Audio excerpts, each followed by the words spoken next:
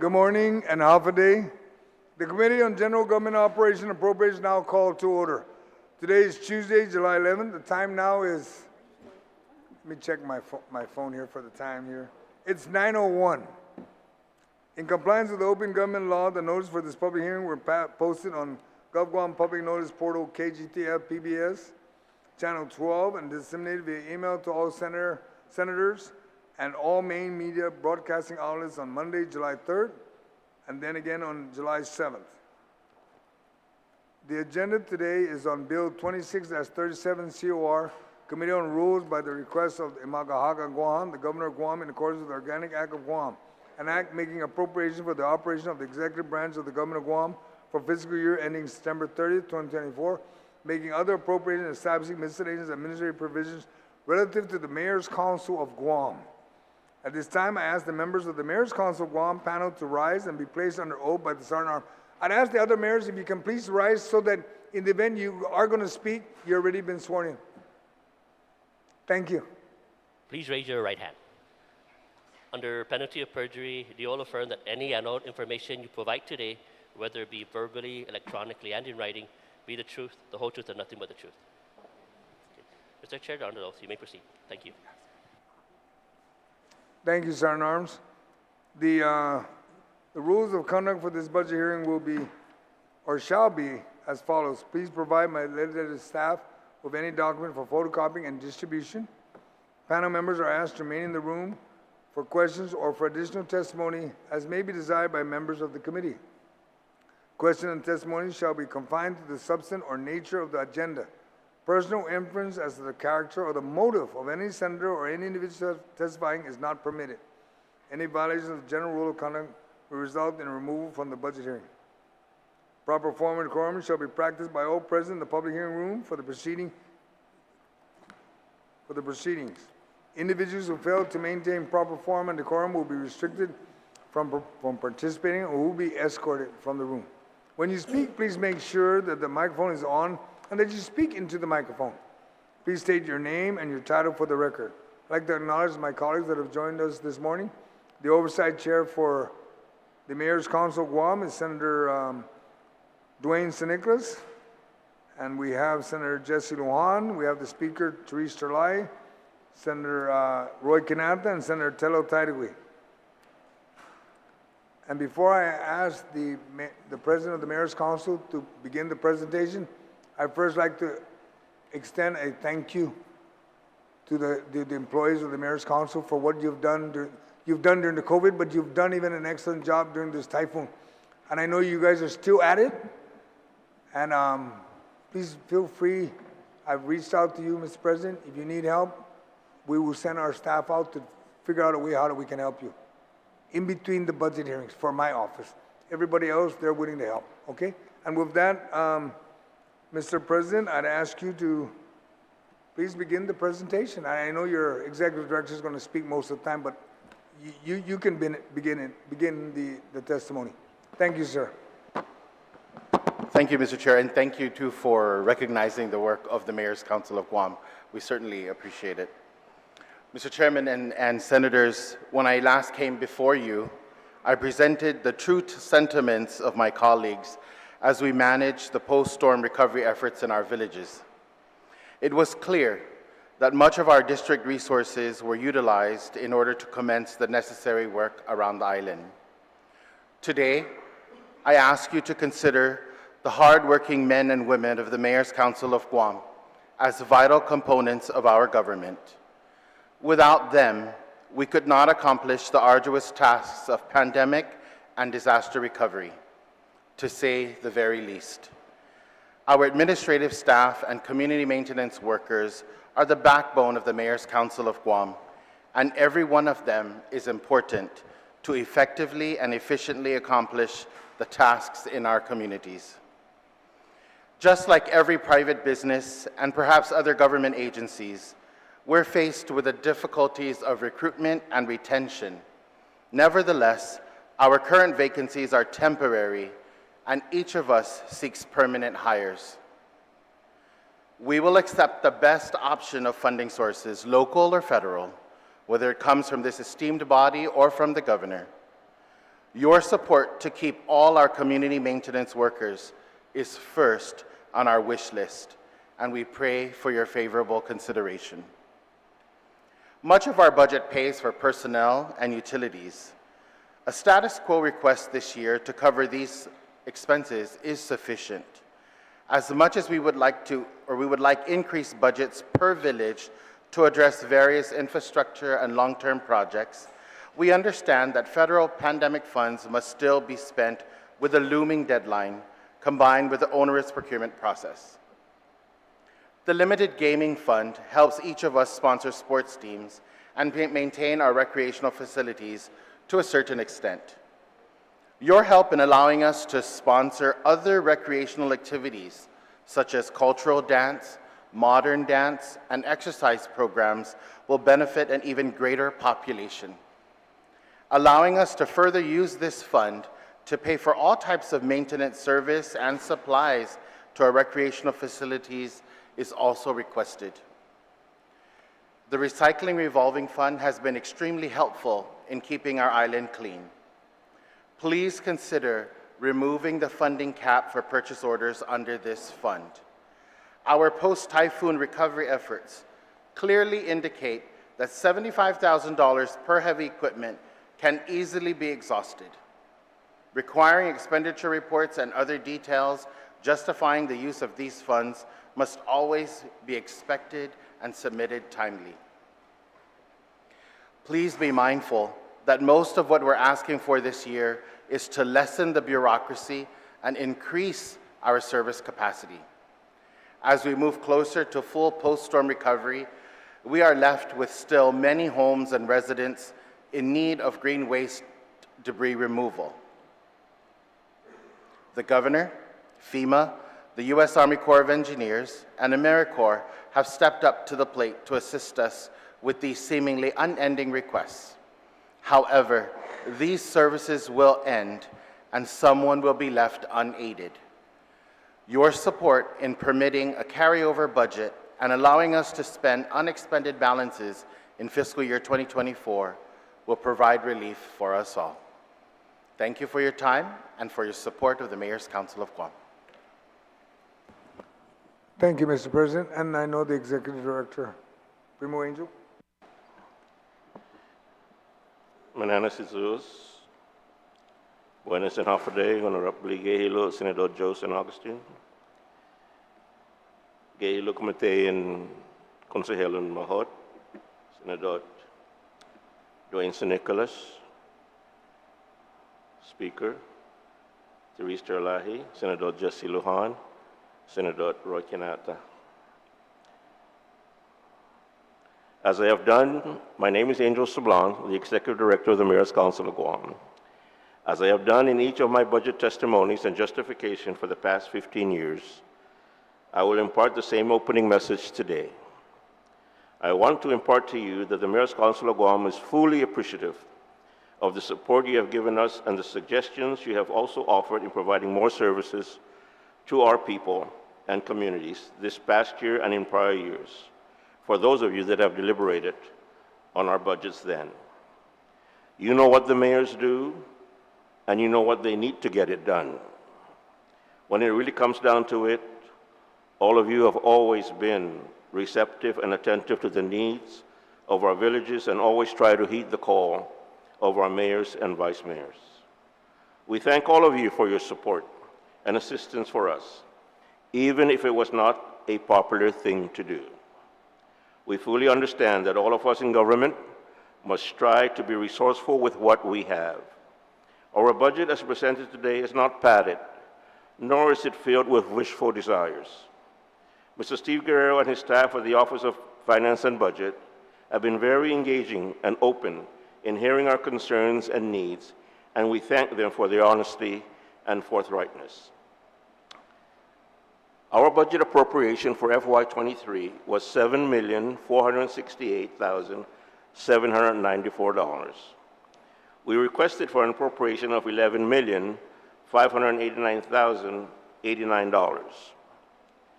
For FY24, we are asking for $15,266,732, an increase of $5,942,162 from our FY23 appropriation. Why this increase? If you recall, in order for the MCOG to be no longer funded to the Guam Highway Fund, the whole amount that was to be funded by the Guam Highway Fund was removed, and instead a provision was made to authorize the governor to fund our 100 community maintenance workers from another funding source besides the Guam Highway Fund. This amounted to over $2.8 million that should have been a part of our FY23 budget. This FY24 increase is attributed to cover actual personnel costs in FY24 for mandated increases in retirement contributions, medical insurance rates, and the approved 22% increase for all general pay plan employees, which all of our MCG employees fall under, with the exception of the mayors, vice mayors, and the executive director position. We have also included, after consultation with the Office of Finance and Budget, an inclusion of one additional unclassified employee for the Sinahanya Mayor's Office to operate the now open and functional Community Arts Center, and 2 additional classified employees for our central staff to assist with our overwhelmed and understaffed office in terms of properly processing the needs of all the 19 villages.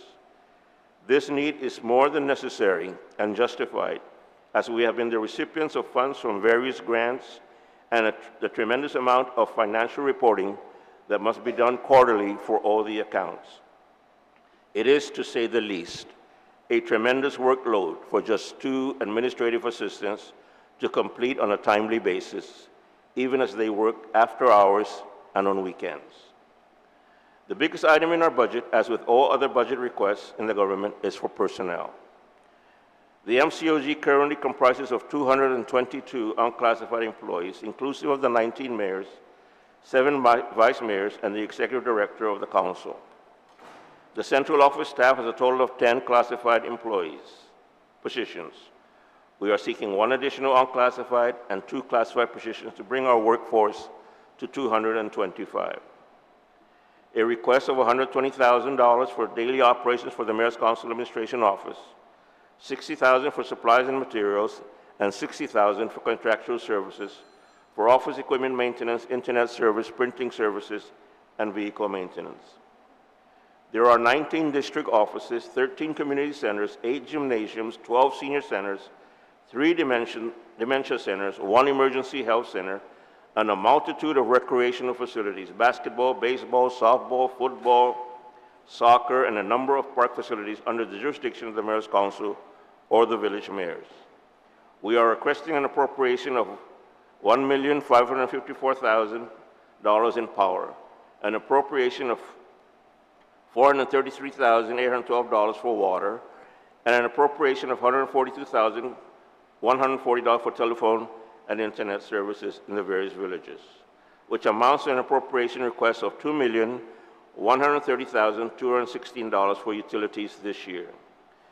This is an increase from the FY23 appropriation, but we are proacting, as there will be more facilities in FY24, like the Tamuning Gym, Pumatek Baseball Field, Dededo Multi-Purpose Court, Hagat Youth Learning Center, Odos Chalampago Community Center, Inalahan Basketball Court, Santa Rita Sumay Baseball Field, Sinahanya Arts Center, that have recently come online or will be online in FY24. The office space rental requested for FY24 is $111,300 and remains the same as FY23.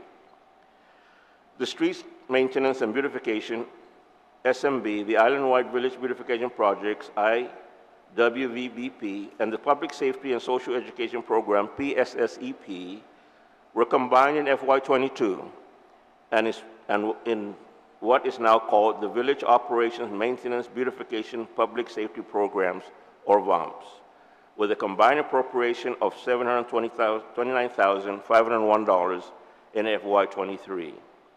While we have not asked for a set appropriation for FY24, we are seeking your support to give us no less than what we received in FY23. Mayors appreciated this roll-into-one appropriation, as it gave them the flexibility and latitude to plan, formulate, and expend from one fund for their village operations and needs. We are fully aware that the villages all vary in land size. Jigo 35.41 square miles, Dedido 30.56 square miles, Jonia 20.28 square miles, and Inalahan 18.85 square miles. Inalahan, in fact, is much larger than the more populated village of Tamuning, Manila, or Barrigada, and the one-size-fits-all distribution of funds does not seem fair or justifiable to the larger and more populated villages of Dedido, Jigo, Tamuning, and Manila, or the bigger land area villages like Jonia and Inalahan. This has been a bone of contention and area of debate for many years, and to date has not been properly addressed or resolved. In fact, we still continue a roads pavement inventory by the Department of Public Works, which is already years behind the times, because this is what the budget mandates us to do. The MCOG has discussed the most equitable way to distribute funds from the VOMS appropriation, either through the status quo distribution, or by population, or by property taxes, or by a combination of all of these. While no definite consensus has been reached as of today's public hearing, we will transmit whatever consensus comes out of our July MCOG regular meeting. While we honestly can use more funding for the VOMS, we have purposely not requested additional funds in FY24 because we do have the American Rescue Plan Act, ARPA, to supplement our needs, and we are very cognizant that the general fund is also a limited source of revenue to be divided amongst all three branches of government and all agencies and departments. So in our quest for truth and transparency, we are letting you know that while we appreciate any additional funds you can give us from the general fund, we do have a commitment from the Young Guerrero Tenorio administration for funds from ARPA. Some mayors have asked me to be allowed to prepare their own individual budgets for the operational needs and capital outlay requests. This is perhaps the fairest way to get an idea of what each village needs, instead of just dividing funds through percentages, road mileages, or equally. While these matters are still in active discussion, it perhaps can be done for the FY25 budget submission. We have included a request for $800,000 for capital outlay for the villages of Inalahan and Tamuning. They will submit testimony justifying their need for the requested amount. Funds established by law. Host community funds. The villages of Chalampago, Orden, and Inalahan have been receiving annual appropriations of $150,000 each, as mandated by Public Law 30-165. We anticipate this amount will be appropriated for Chalampago and Orden and Inalahan in FY24. Just a note to consider, though, is that these premiums are to be reassessed and possibly readjusted every 5 years. I believe a reassessment is due. The Limited Gaming Fund, though not a part of our FY24 budget submittal, is deliberately left that way, as it is this body that determines the 33% of the available funds collected in FY23 that will be made a part of the Mayor's Council of Guam FY24 budget. As you are aware, these funds can only be used for the purposes set forth in Public Law 34-42, Section 2. The FY23 appropriation of $380,225 was equally distributed to each district in the amount of $20,011, except for Dedido, which received a whopping $16 more. The mandate of Chapter 5, Title 11, Section 5204D1, delineating the allowed expenditures, should be reviewed to allow mayors greater flexibility to use this fund for maintenance purposes related to their recreational uses. Our President, Mayor Alec, has already testified the need for this. In FY23, we received an appropriation of $1.5 million from the GEPA Recycling Revolving Fund to the MCOG to continue the island-wide village cleanup. To date, 100% of that amount has already been released for use by the MCOG. A total of $1 million has already been expended and or encumbered for the removal of abandoned vehicles, tires, electronics, and white goods in February of this year. We expect to fully encumber the $1.5 million by the end of this fiscal year. Since February of this year, we have removed over 2,000 abandoned vehicles and over 1,000 items of various white goods. This will be a never-ending program. We must also support legislation to levy a steeper fine or penalty to residents who are deliberately turning neighborhoods and their private properties into collection lots for broken and damaged vehicles. They use these lots to cannibalize vehicles, sell parts, or some other illegal activity, and when they have no use of the vehicle, dump them on our roadsides for others to further cannibalize them.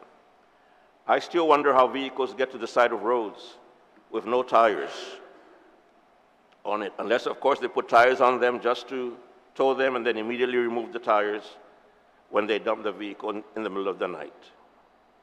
We need to get our tax compliance officers to visit these homes and/or sites and ask for business licenses, and for EPA and the Division of Environmental Health to ask for collection permits. If we don't put a stop to this, we will never end the vicious cycle of abandoned vehicles and tires. If additional funding is to be appropriated to the MCOG for FY24, then we ask that a provision in the FY24 Budget Act remove a notwithstanding provision to allow MCOG to exceed the $75,000 procurement authority as our President has already asked for.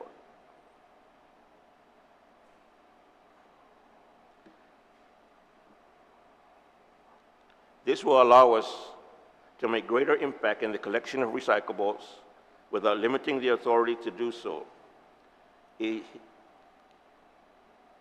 Our President has also testified to the need to waive the need for continuous review and approval of the implementation of the island-wide cleanup program every fiscal year for the same program whose only difference is in detail is the dates of operation and the funds available, and perhaps the signatories, as the names of agency heads may change.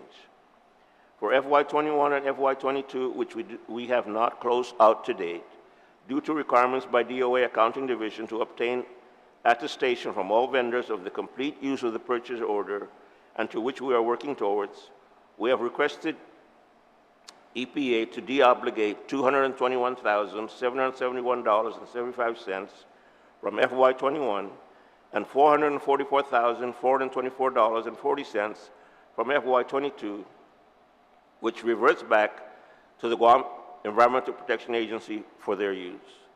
We do request for an FY24 appropriation to the MCOG from the Recycling Fund to continue our efforts with EPA beginning in October 2023. Other funds expended through the MCOG: Senior Center operations and adult daycare operations and emergency health center. Senior Center operation grant funds from the Department of Public Health and Social Services for FY23 to date, $549,348.19, with $330,560.07 in expenditures. These funds are used for the 12 centers: Deredo, Estumbo, Jigo, Tamuning, Manila, Sinahaña, Hagat, Zonia, Agana Heights, Santa Rita, Sumay, Maleson, and Alahan. The number of employees in our Senior Center operations, 19 unclassified with 3 vacancies. The program end date is September 30, 2023. The number of active registered clients between 450 and 500. We anticipate to continue operating this program for FY24, but with a change in administrative functions like procurement and payroll to be handled by the Division of Senior Citizens, Department of Public Health and Social Services, commencing October 1st, 2023. The adult daycare program grant funds from the Department of Public Health and Social Services for FY23 to date is $841,020.80, with $617,545.41 in expenditures for 3 centers: the Adult Daycare Dementia Facility, Worcester Road, Deredo, the Machechi Community Center, and the Inalahan Adult Daycare in the south. The number of employees are 30 limited term employees. Program end date is September 30, 2022, and the number of clients is 56. The MCOG will continue to operate the adult daycare centers to the end of FY23 when a new qualified vendor is contracted by the Department of Public Health and Social Services to the General Services Agency. It is our understanding that a request for proposals to take operation of the adult care program, daycare program, is being actively worked on. The Goma Serenidad program funds from the Department of Public Health and Social Services for FY23 to date is $245,264.55, with $160,402.47 in expenditures. The emergency response home, Goma Serenidad, was recently added to our inventory of programs under the Division of Senior Citizens and is a 6-room emergency shelter for abused adults and currently shelters 3 adults, and is located adjacent to the Dementia Center on Worcester Road, Jigo. Number of employees, 2 limited term. Program end date is September 30, 2023, and the number of clients is 3. Currently, our 12 senior centers, 3 adult daycare centers, and the recently added mission of the Goma Serenidad are under our operational control. As mentioned earlier, we anticipate to only have the senior centers under our control beyond September 30, 2023.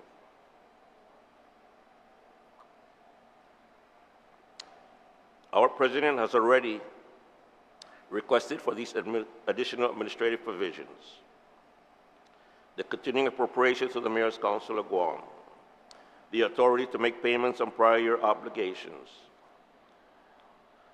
We do not anticipate any carryover for the MCOG personnel or operations funds, but we do anticipate unallotted balances for the various villages' VOMS appropriation, and therefore the reason to carry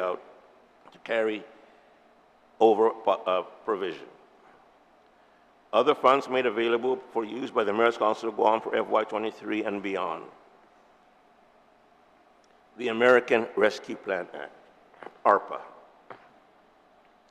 The Leon Guerrero Tenorio administration has graciously committed close to $18 million to the MCOG for use in various needs over the next few years. BBMR has approved a total of $7,651,581.07 under ARPA for our use. A total of $7,257,934.50 has already been allotted in different categories, with $393,647.47 balance for other uses. The FY23 MCO budget appropriation did not include the personnel costs for the lump sum payments for all employees for FY22. A total of $1,843,565 from ARPA was used to cover these personnel costs. BBMR has released $892,129 to cover for the shortfall in our VOMS funding from FY22, and was equally divided to all the villages in the amount of $46,954.13 for FY23. We have requested $1,372,440 for the rental of heavy equipment like backhoes, dump trucks, side cutters, for the use of all 19 villages, as opposed to purchasing them outright, which would have required an enormous amount of money and probably additional personnel to operate. By opting to rent the equipment, we remove the maintenance, upkeep, repair, and operator costs of such equipment. BBMR released $70,000 to pay for overdue water bills due to water leaks undetected by several villages. These were deep-seated leakages. BBMR released $1.9 million for greater enhancement of our beautification and recycling efforts, of which $100,000 has been made available to each village for their use. We received approval to purchase new pickup trucks and SUVs in the amount estimated to cost $1,173,000. Please note that none of our yearly budgets have ever allowed for this capital outlay, and the last time a new vehicle was purchased by the MCOG for mayor's offices was in 2015. We anticipate to complete a plan for the use of the remaining ARPA funds committed to us by the Younger Tenorian administration. Included in this plan will be a set-aside of over $300,000 to completely outfit each mayor's office and our central office with up-to-date data systems that can handle many of the daily requests by residents to each office. These data will be digitized and shareable between villages. We will also request that an additional $892,129 be approved to augment the VOMS accounts if the FY24 appropriation remains status quo. The Education Stabilization Fund, ESF. This funding source is actually a grant that the various villages applied for. Approved grants total to $3,155,019.85 and ranges in various awards to the villages, from repair and construction of recreational facilities to after-school programs to training programs and the purchase of sports equipment and the like. Not all villages benefited from these awards, as only those that applied were awarded.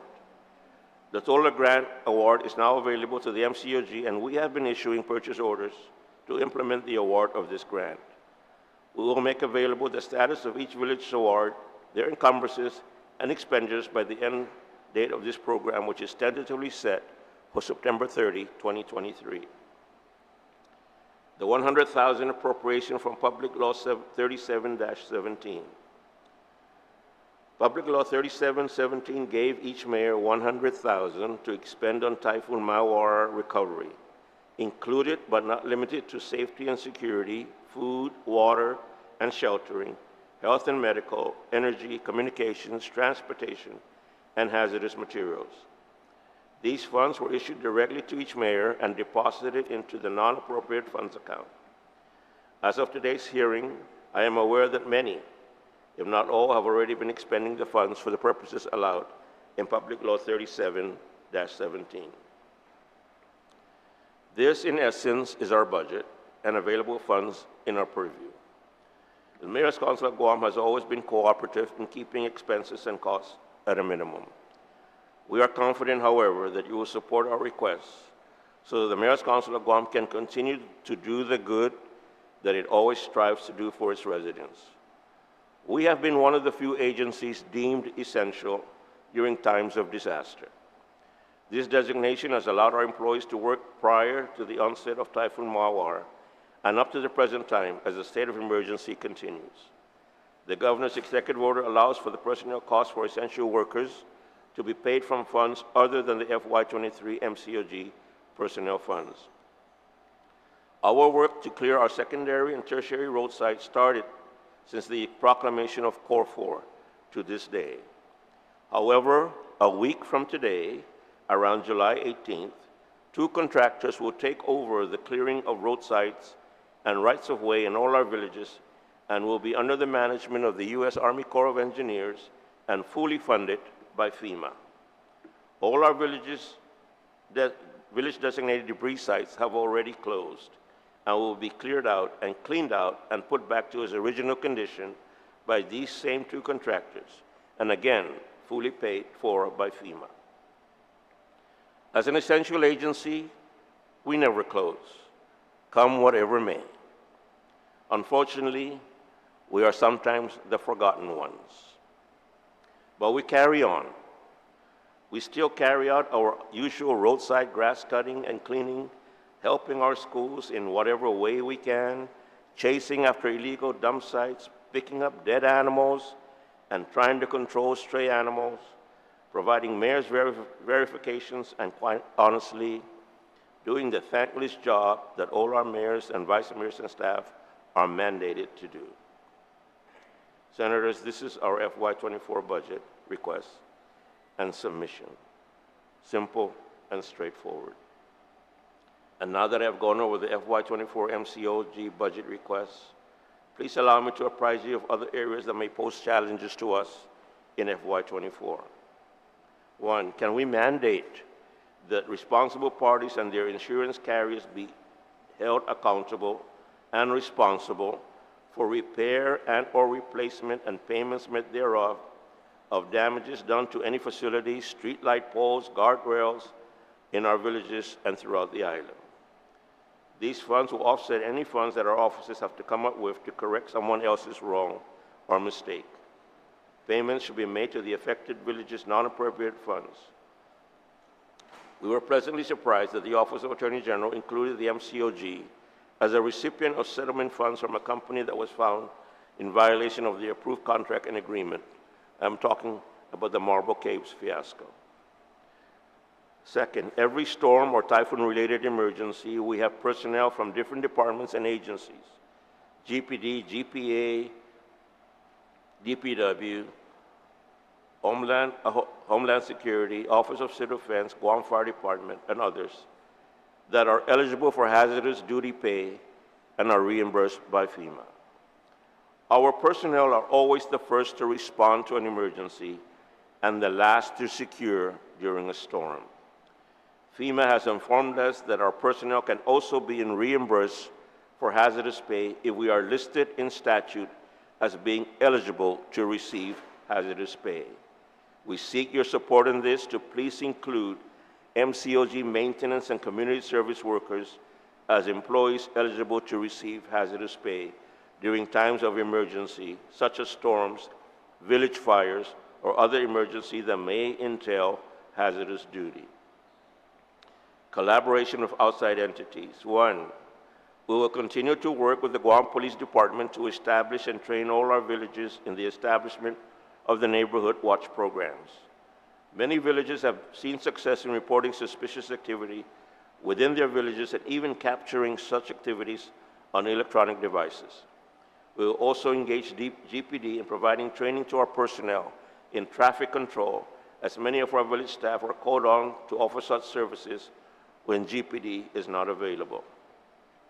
Two, we will continue to work with the Department of Labor to commit the Senior Community Service Employment Program, CSEP, whereby our villages are augmented by qualified seniors who perform duties in our villages and are paid for by the Department of Labor.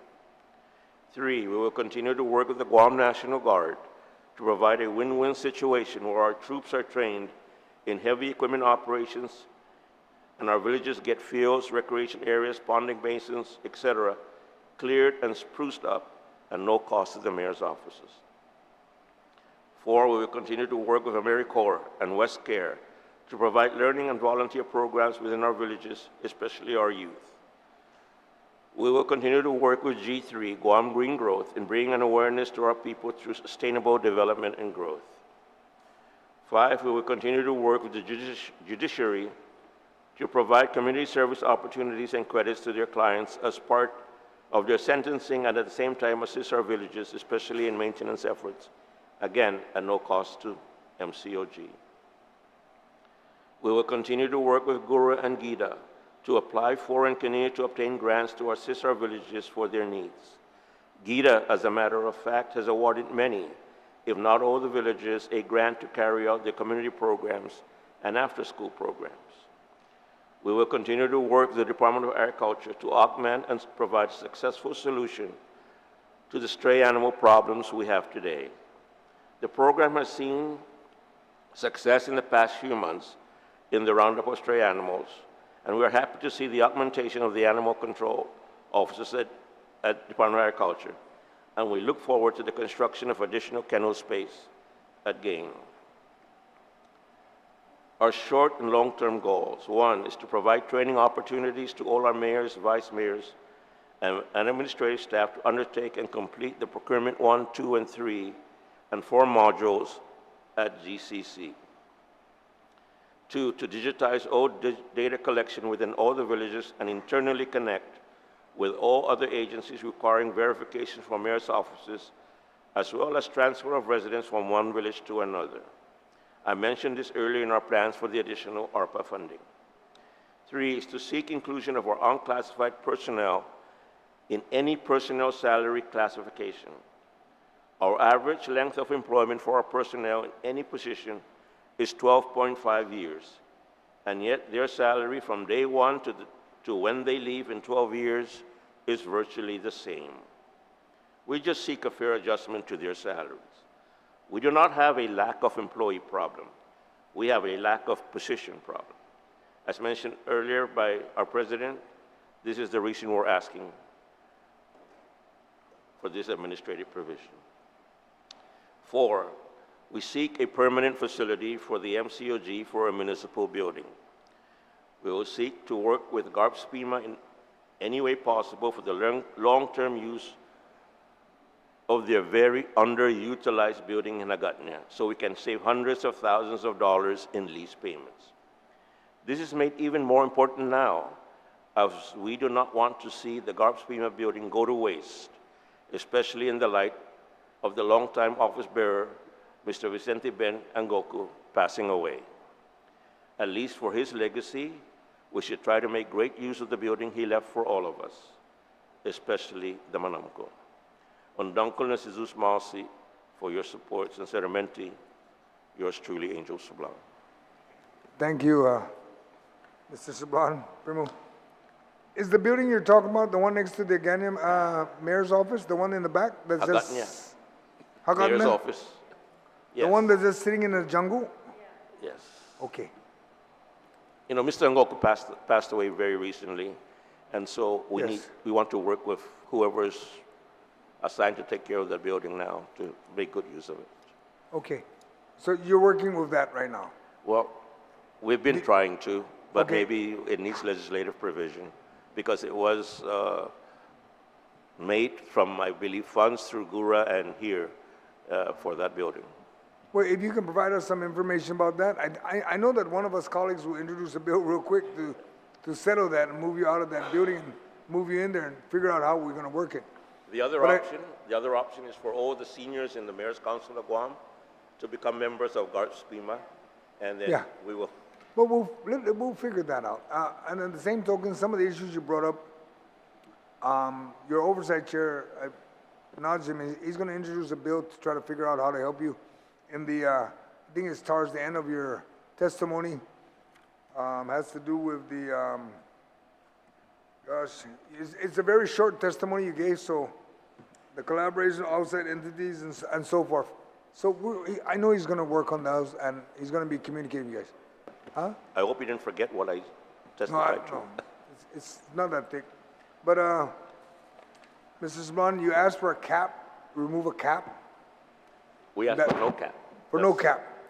Okay, I think we can work that out with the OLB so we can put it in the budget. That's for the recycling revolving. Yes, that's correct. Only for that. Okay, and I'm gonna ask now, I'm gonna go around and have everybody ask questions. But then again, I reiterate, I thank you, the mayors and the staff. You guys done a great job, and you're still out there. And in reference to the hazardous pay, you should have been included. We need to figure out how to fix that. These legislation. Because they're there before the storm, I know that, and they're there after, and they're there all the time. I run into Mayor Melissa and her staff, and even Jigo Mayor, and all of you on the weekend, and I'm like, you guys are still out here? She says, yes. We need to figure out something. We need to figure out Remember, something Mayor Melissa got run over. Remember, Mayor Melissa got run over on the side of the road. I know. Cutting trees. No hazardous pay for her. She's okay. It's her staff. But I know where you come from. But if it was a staff, it would have been worse. Makes it even more important. Yes. Well, we'll figure out something, Angel, on that. I'll now ask the oversight chair if he has any questions, or I know he has questions and comments, and then we'll move along, and then we'll wrap it up, because I know the president is eager to speak, but I'm going to, he's done already. So Senator Dwayne Snickers, do you have any questions, sir? Morning, Mr. President, Mr. Chair. Thank you very much. I really don't have any questions. I just have a lot of, I guess, commendation for you all, for the hard work that you do. I always talk to people out there, and the first thing they say, or when I ask them, so how do we go about fixing this? They say, call your mayor. It's always call your mayor. And understand how important the mayors are to the people. You guys are the first line, and I've always said that my office is always open to all you, so you can all come and see me and address your concerns one way or another. I'm very available. I'm very excited to introduce all kinds of stuff to help out the community, raise funds in some way, and I want to add you guys in all that good stuff that we're all trying to do here for you. Again, I don't have any questions for you. I thoroughly understand what you guys do, and I support everything that you do. Thank you, Mr. Chair. Thank you very much. I'd ask now Senator Roy and then followed by Senator Luan. I'm just going down the line on based on who showed up first. Senator Roy?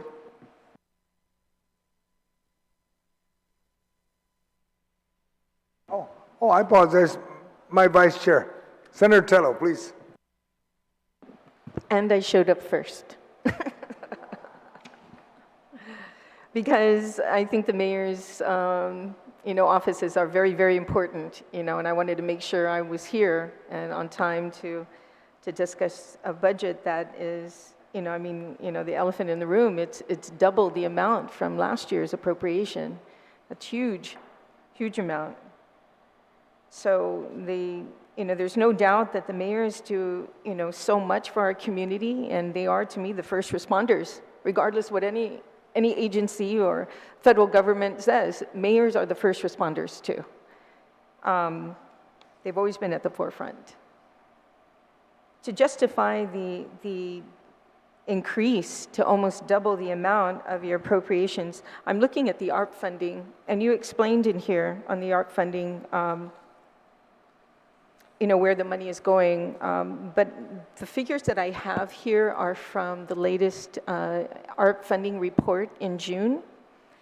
And it's showing here that the amount that was set aside for the mayor's office was $8,779,956. Of that, only $2,200,000 and $596.63 was expended, leaving a balance of $4,952,448. Now, of course, everybody knows this money needs to be expended by FY24 of December, or encumbered at least. So the plans for this $4.9 million that's sitting, what is the plan for it right away this year for what do you plan to do for FY24 to expend this funding as quickly as possible, because it's needed? Yeah, Senator, thank you for the question. Of that amount that you're seeing, $2 some odd thousand, that's probably just you said expenditures. Encumbered, That's yeah. Encumbered and expended? Yeah. Or just expenditures? Well, it's showing expenditures is what they've already paid, but we do have encumbrances that probably don't show up because it has not been paid by DOA. Okay, we receive this. Do you receive the report that we get every month on the ARP funding? We have the AS 400 report that comes out of what we have spent for ARPA. Yeah. And it does show that our encumbrances are there, and I mentioned earlier what they were for. The vehicles, the beautification, 100,000 in each village, the payment of the water bill, and the rental of the equipment. Right. But so what those about are the already future? all in that $7 million that has been. But what about the future? The future, the president and the officers will get together. We have been discussing. We have not requested for the additional funds because we do want to come up with a plan. And do you believe and you we have want to see what our FY24 budget looks like first before we decide what we're going to plan. We certainly don't want to use the ARPA for personnel like they did this past year to cover for the lump sum.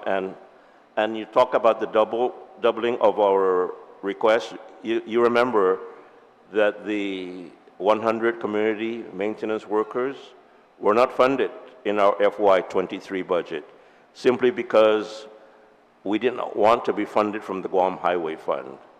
So they took that completely out, $2.8 million. The $2.8 million is back in this budget. Where the funding comes from, I really don't know, but certainly please don't take it out of the Guam Highway Fund. Okay. Okay. Have you noticed that the Guam Highway Fund has been tracking in the projected revenues that are anticipated?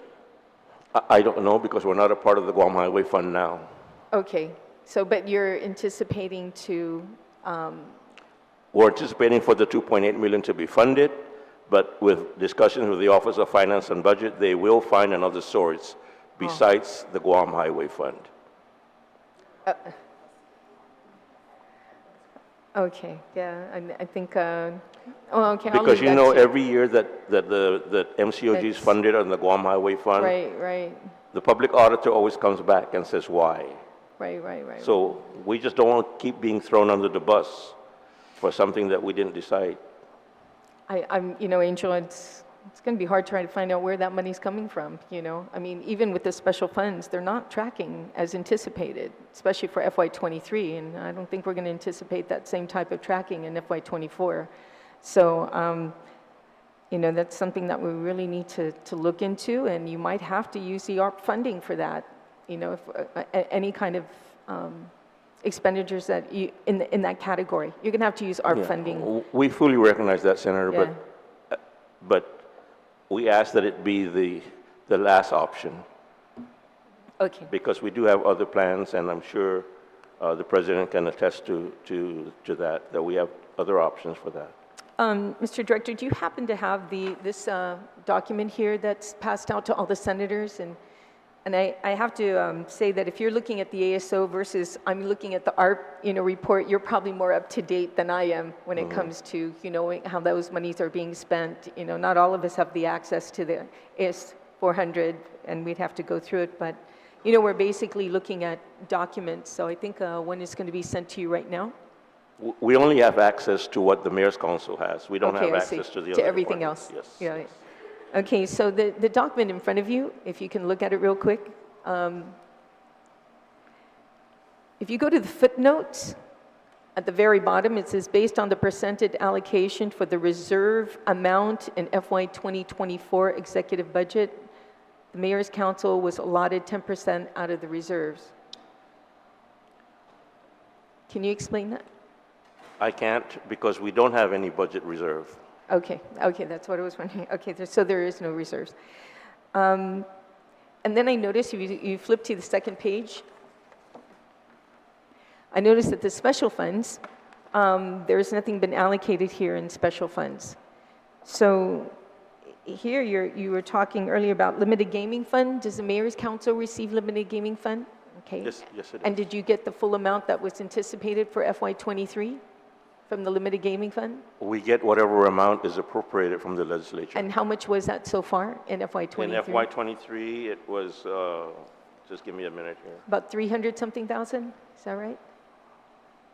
It was $380,225, and that was distributed evenly amongst all the villages, Right. $20,011.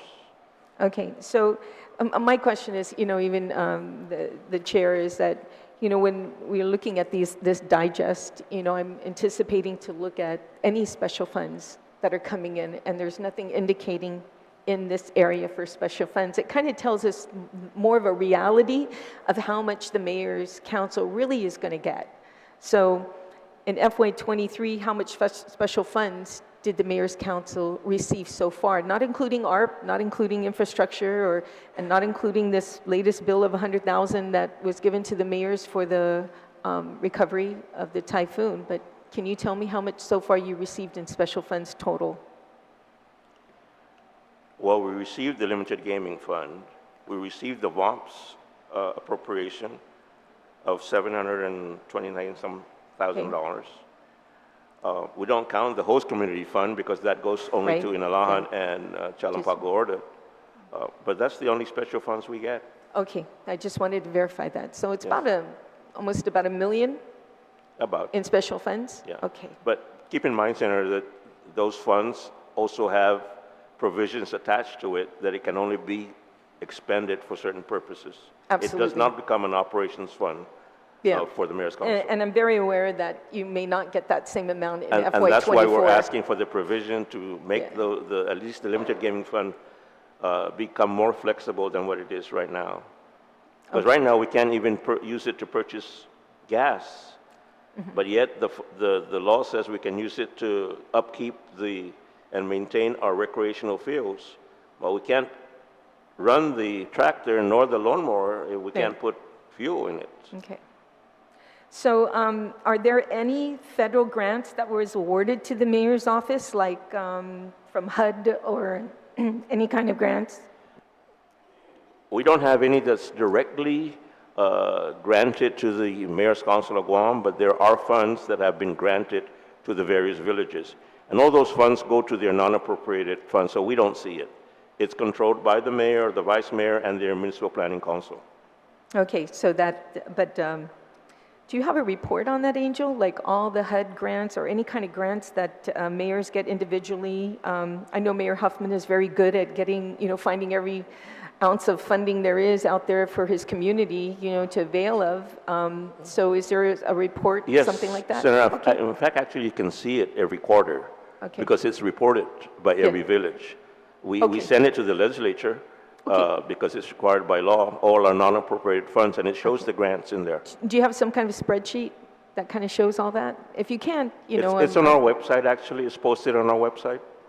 on the it's website. posted on our Yeah, website, that was the other yes. question I had. How's your website doing? We just had the third quarterly reports start coming in, so Okay. those will be posted shortly. All on the website. Yes. Okay, well, thank you so much. And thank you for that, the website.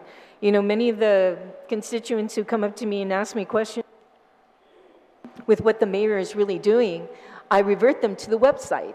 I said, you can see exactly what they're doing. And if you have any questions, there's lots of information on the website to assist them. Not only that, notifications on opportunities for, any kind of funding that's needed for the community or where they can go for any outreach. So it's so important to maintain that website. And how much do you pay every year to maintain that website? Zero.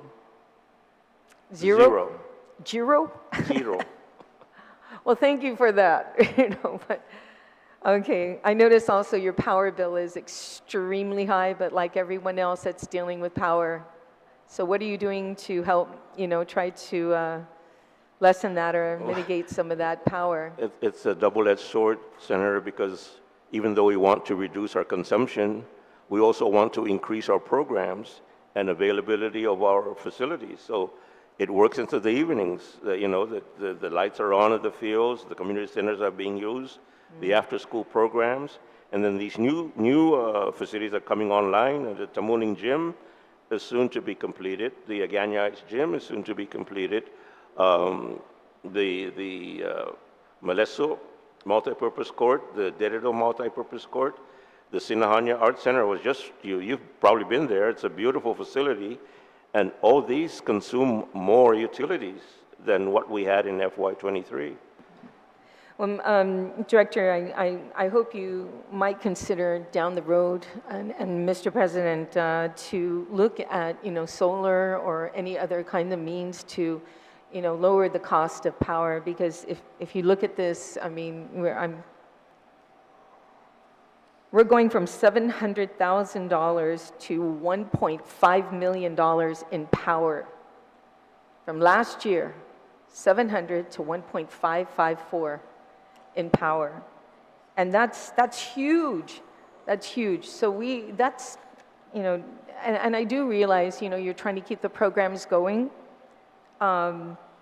But we need to find ways to lower this cost, maybe through solar panels or maybe through, alternative energies or being smarter, in conserving energy. Yeah, we can look into that, but Thank you. The increase there, those figures actually, we didn't just grab it out of the air.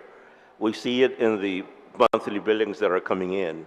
And so we know that for this year, we don't have enough. And that's why we're probably going to have to resort to ARPA to cover for some of those costs. Okay. Just one more question I have with regards to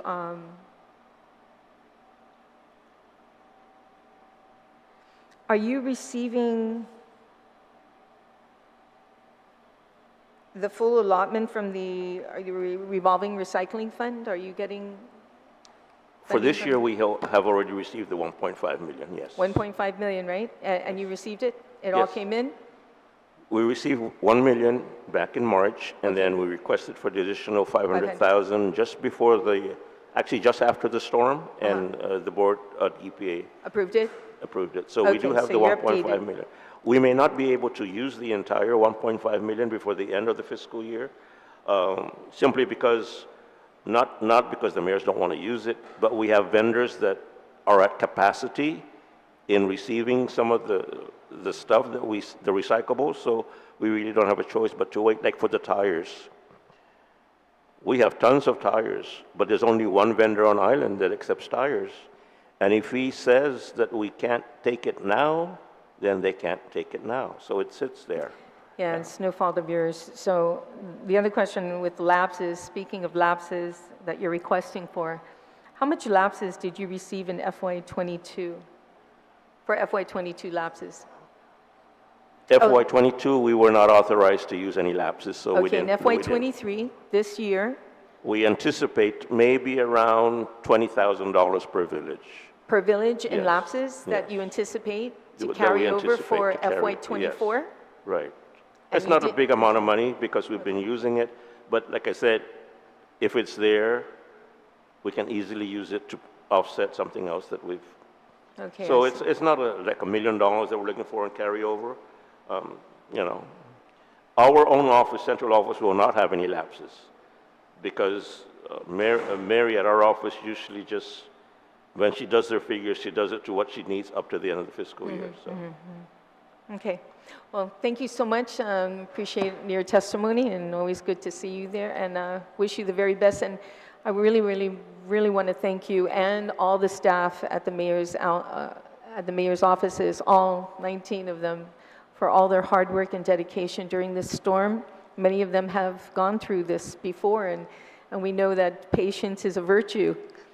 Patience is what keeps our sanity, you know. So I think we've just learned a lesson how important that is, because it has been 20 years. However, please note for the record, this is not going to be one typhoon and waiting for another one in 20 years. FEMA has made it clear that we are in typhoon season right now, and the waters in the Pacific are warmer than usual, meaning we are anticipating more typhoons to come. So as you recover and you repair the damage, please repair the damage to anticipate that we may have another one. And, Mayor, President Alec, I want to thank you for your insight to know to prepare way in advance when you heard about the typhoon coming and providing your community with all the, water and having that pre-typhoon, knowing that it could come. This might be it. So I hope all the mayors take the same road that you did on this last typhoon to try and prepare. So let's get ready, guys, and just keep our island safe. And I thank you again for all your dedication. Thank you. Thank you, Senator Tyree. I'd like to also recognize, just noticed Senator Brown joined us this morning. We'll ask now, Senator Roy, you have any questions or comments for the mayor, for the panel, and then we'll move to Senator Luan, then the speaker. I have a few, but first and foremost, of course, typhoon definitely shows the best and the worst of our community and our people, and most especially our leaders. Obviously, this typhoon has been a whirlwind of effect, and we've all been having challenges, most especially the Mayor's Council. No worries, we will work together. We will figure out how to navigate through this moving forward. I just wanted to ask, do you guys have generators at your guys' facilities by chance? Not that are owned by the Mayor's Council of Guam. Okay, none of the mayor's offices have generational, okay. How about water storage? None? Okay. Just to clarify that our senior centers are hardened and they have water capacity, storage capacity. Okay. Senator, if I may. Yes, go ahead. Thank you for asking about that. I did speak with Bob Fenton from FEMA when he came out, and after I appeared at the legislature, he came to see me the following day, and that was the one thing that I had asked him, was if he can assist us for the 19 municipalities to be hardened with water catchment system and generation. So I know that that conversation is still going on. I know that, I don't know how soon that would happen, But rest assured, while I'm still here, we're certainly going to work on it for the 19 villages. Thank you for that information. We certainly want to make sure that we have access to water, right? I know that some of the mayor's offices did step up to offer water lines from their own personal water lines. And So just to clarify one point about the water storage, I guess they all flew away because they were just telling me that they're not there anymore. But one other thing about the water, you know, Senator, we don't turn anybody away. We have all these people that come and they find a spigot at the mayor's office, and they take their 55-gallon drums and they fill it up, and we can't say no to them. I mean, how do you say no to somebody? We have the water, they don't. So you know, when you talk about all these utility things going up, as part of it is just what we offer the community, is we just can't say no.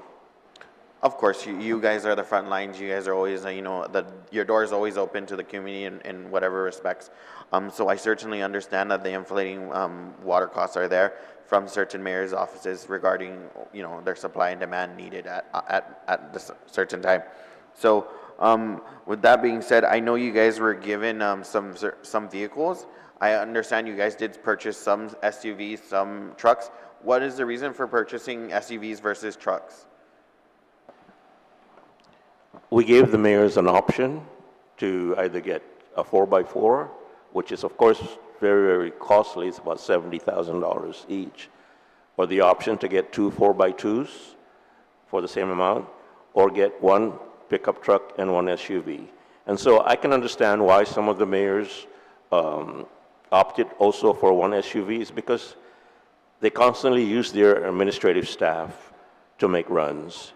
And with the high cost of fuel nowadays, and they're not reimbursed for it, they opted to get one that their staff can use to go, DOA, public health, wherever they need to go, just to assist them. Noted. So do you guys, your maintenance operations, do you guys retain chainsaws and those kinds of equipment to be readily available in response to disaster? I mean, we certainly are learning a lot of things from this disaster preparedness. So just moving forward, have you guys purchased, or is that a part of your equipment request? So I would like to answer that yes, all of the offices are prepared with that type of equipment, chainsaws and bush cutters. With the help with the $100,000, some offices actually purchased some of that equipment that's necessary. I think at the onset of recovery, we were saddled with, like I mentioned, more than one tree. And some of us, like PT for instance, we had one chainsaw. Perhaps the larger villages have more than one chainsaw. But we all need more, now we all know that perhaps we just need to get more chainsaws and keep it in stock.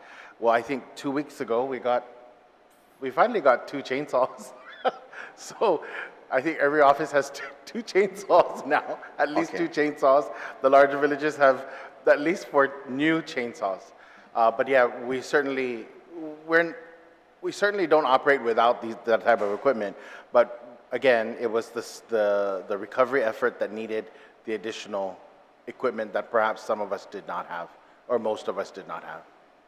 Okay. And then also to rely on local vendors was difficult, because the local, and remember I said don't give us the money, because even if you gave us the money, we couldn't buy it because the typical local vendors didn't have the chainsaws available. We had to wait. Tonight we had to wait until 2 weeks ago to get the chainsaws. Okay. Don't worry. I don't want to make you cry. I don't want you to. I'd rather see you smiling. I want the mayor's council to be smiling. So another note I wanted to also, state for the record is I obviously know that we have some anxiety, issues between landmass, population, right? We cannot compare A property to B property when A property has 100,000 population versus B property having 50,000 population. So, I certainly want to hear more collaboration on that and options, because we want to resolve a lot of the issues that our community faces, and we have to work together collaboratively to ensure that we find solutions and resolve to these numerous problems. We don't want to have generational challenges forever and ever and ever. I would rather, I want to die with a different problem at that time. So with that being said, drug testing. When's the last time an employee was drug tested? I'm I sorry? believe that's confidential. But they all get drug tested prior to employment. Every one of them, including us. Okay, prior to employment, but have you guys ever done any random drug When testing? when the mayors do see a situation where they think the person is under the influence of drugs, then they do request. So we send that request in to DOA, who handles the drug testing. We won't know when they get tested, or we get the result, but we don't know when they're going to be called in to get tested because it's all random. Okay, one more question, Mr. Chair, sorry. Another issue is I see vehicles running blue lights on them. I know that mayors have peace officer authorization, but I don't think employees should be running blue code. I think that's a little bit, red flag. I know you guys can use red, I'm not too sure the legality of it, but I've seen vehicles using blue lights. I don't know where they're getting them from. I did address it with the chief of police that I see a 24-hour vehicle that has a blue truck with a blue light. I don't know, you guys are the only ones with blue Dodge Ram with blue lights. So I don't know which mayor it belongs to, but it has blue lights on it. And I've also seen a red lights hidden inside the vehicle. So, I just don't want anyone to be misinterpreting emergency response units versus mayor. You guys are emergency responders, but I also don't, I don't want that confusion there. So I just wanted to find out if you knew which, they probably know who they are now, but. Yeah, I know which one, but like I said, they're aggressive, and if they had pink lights, they also probably get pink lights, but but we understand where you're coming from, and I know it's in statute, but this is something we've also brought up with both the fire department, the Guam Police Department, and Okay. we just have to work on it. Okay, thank you. And that'll be all, Mr. Chair. Before, my final goodbye, I want to say thank you on Duncan and Estizuos Masi for all the hardworking men out there, men and women. And I hope you guys are, getting some rest now that we are coming. We still have a lot of recovery to do, but, get some rest. Mayor, don't get hit again, okay? We don't want you to get hit. And thank you again. Thank you, Senator Granta. Senator On, followed by Speaker Chulai. Thank you, Mr. Chair. First, I want to take the opportunity to thank my Tamuning Mayor, Mayor Luis Rivera, and Vice and the Council for housing us for the past 3 weeks. We just came back to our office last Tuesday, and the Mayor and Vice and their Council were gracious enough to house us while our office was down. And believe me, learning from experience what the mayors go through, leche. People will come in and say, Mayor, and you can't tell them you're not the mayor because they insist you're the mayor.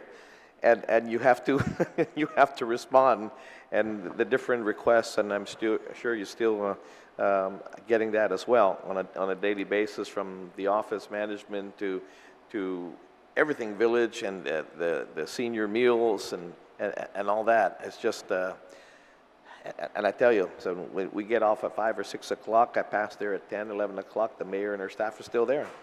And I'm sure the other villages are the same way as well. And had the opportunities to stop by the different villages as well right after the storm, and sat with Mayor Alec and their challenges. And I'm sure it's a little better now than before, but you still have challenges and your daily challenges that you meet. I'm really concerned, and I want to be able to, and I talked to the chairman here and also the oversight chair on having this hazardous duty pay.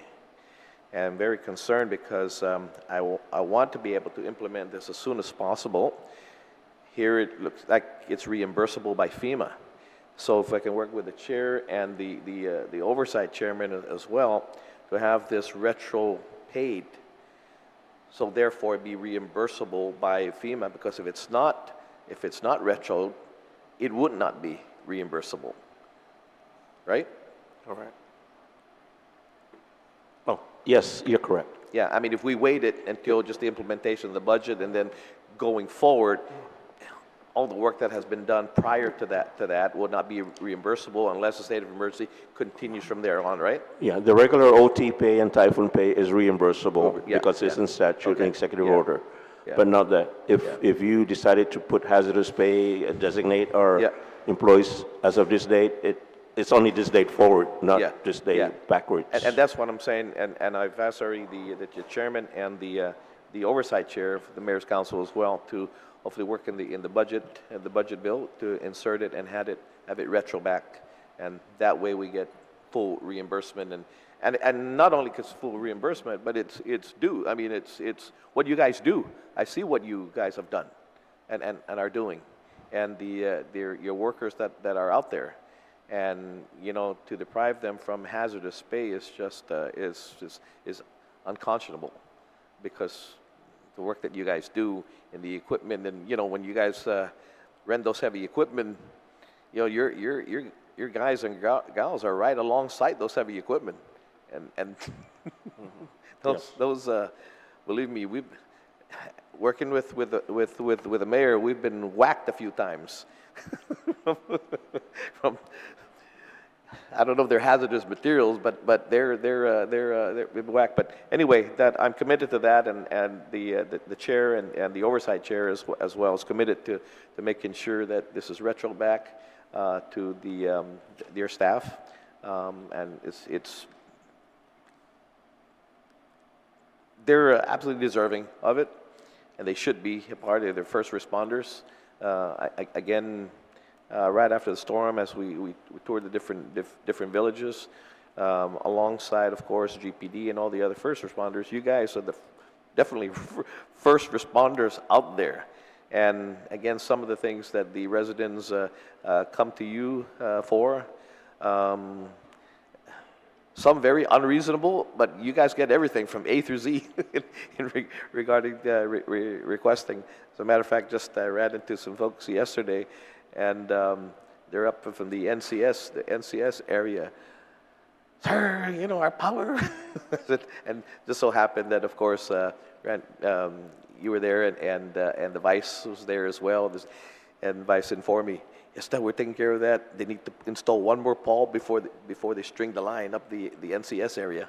Yeah, but thank you very much for that. And again, the work that you guys do and your staff does, we saw firsthand on what you all go through on a daily basis. And so I'm committed to again doing that, working with the chair and the oversight chair in getting this into the budget and having it retroactive pay to your men and women that are out there. But thank you again very much for everything that you had done. And Mayor Luis, thank you, Susmasi, for allowing us to invade your office for 3 weeks. We were homeless for 3 weeks, but thank you very much. Thank you. Thank you, Mr. Chair. Thank you, Senator. The only thing on that hazardous pay, does the law allow you include you guys, or you need to be included somehow in the hazardous, in the personnel rules and regulations? Every government employee is entitled to hazardous pay for the following conditions. Have you checked that to make sure it restricts you guys or something? I'm just trying to make sure we understand that. Or maybe we need to amend that to include your people, and maybe that's the key there. You need to amend it to include our employees. All right, thank you. Now, Speaker Terlai, I'd like to recognize Senator Barris has shown up. Is here this morning. Thank you. Joined us. Thank you, Mr. Chair. Thank you, President Mayor Alec and Mayor Savares, Mayor, all the mayors, and who are not here. I want them to know they're very well represented. And Angel, thank you for your testimony. So I thought your presentation was very thorough, and your requests are very reasonable, and I have no issue with any of them. So I hope that that's what we're going to see at the end of the budget, or the proposed budget. So I noticed that your FY24 requests,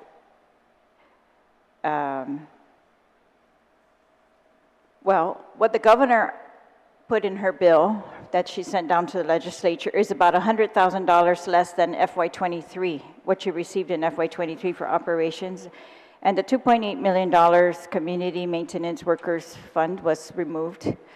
And so you are now requesting to restore the $2.8 million. And your operations are pretty much double. And so that's been pointed out. And a lot of that, it looks like, is from salaries. That was significant. I think because and the 22%. the 22%, yes. correct. And then it also is a little bit higher in contractual, a little bit higher in supplies. But I think the power, the water, and the phone have doubled. And I can see why that happened, but I'm just pointing that out, those are significant increases. As to the authority to exceed $75,000 in your recycling revolving fund, I totally agree with that. We put in a bill for that. I don't see any need to put any cap on that. As long as it's already governed by EPA, you have to have a contract, very specific rules, and you have to do the reporting, as Mayor Alex said. So I think we should just continue to use the money as it is available without a cap, so you can continue to do it as you see fit to remove those cars and white goods.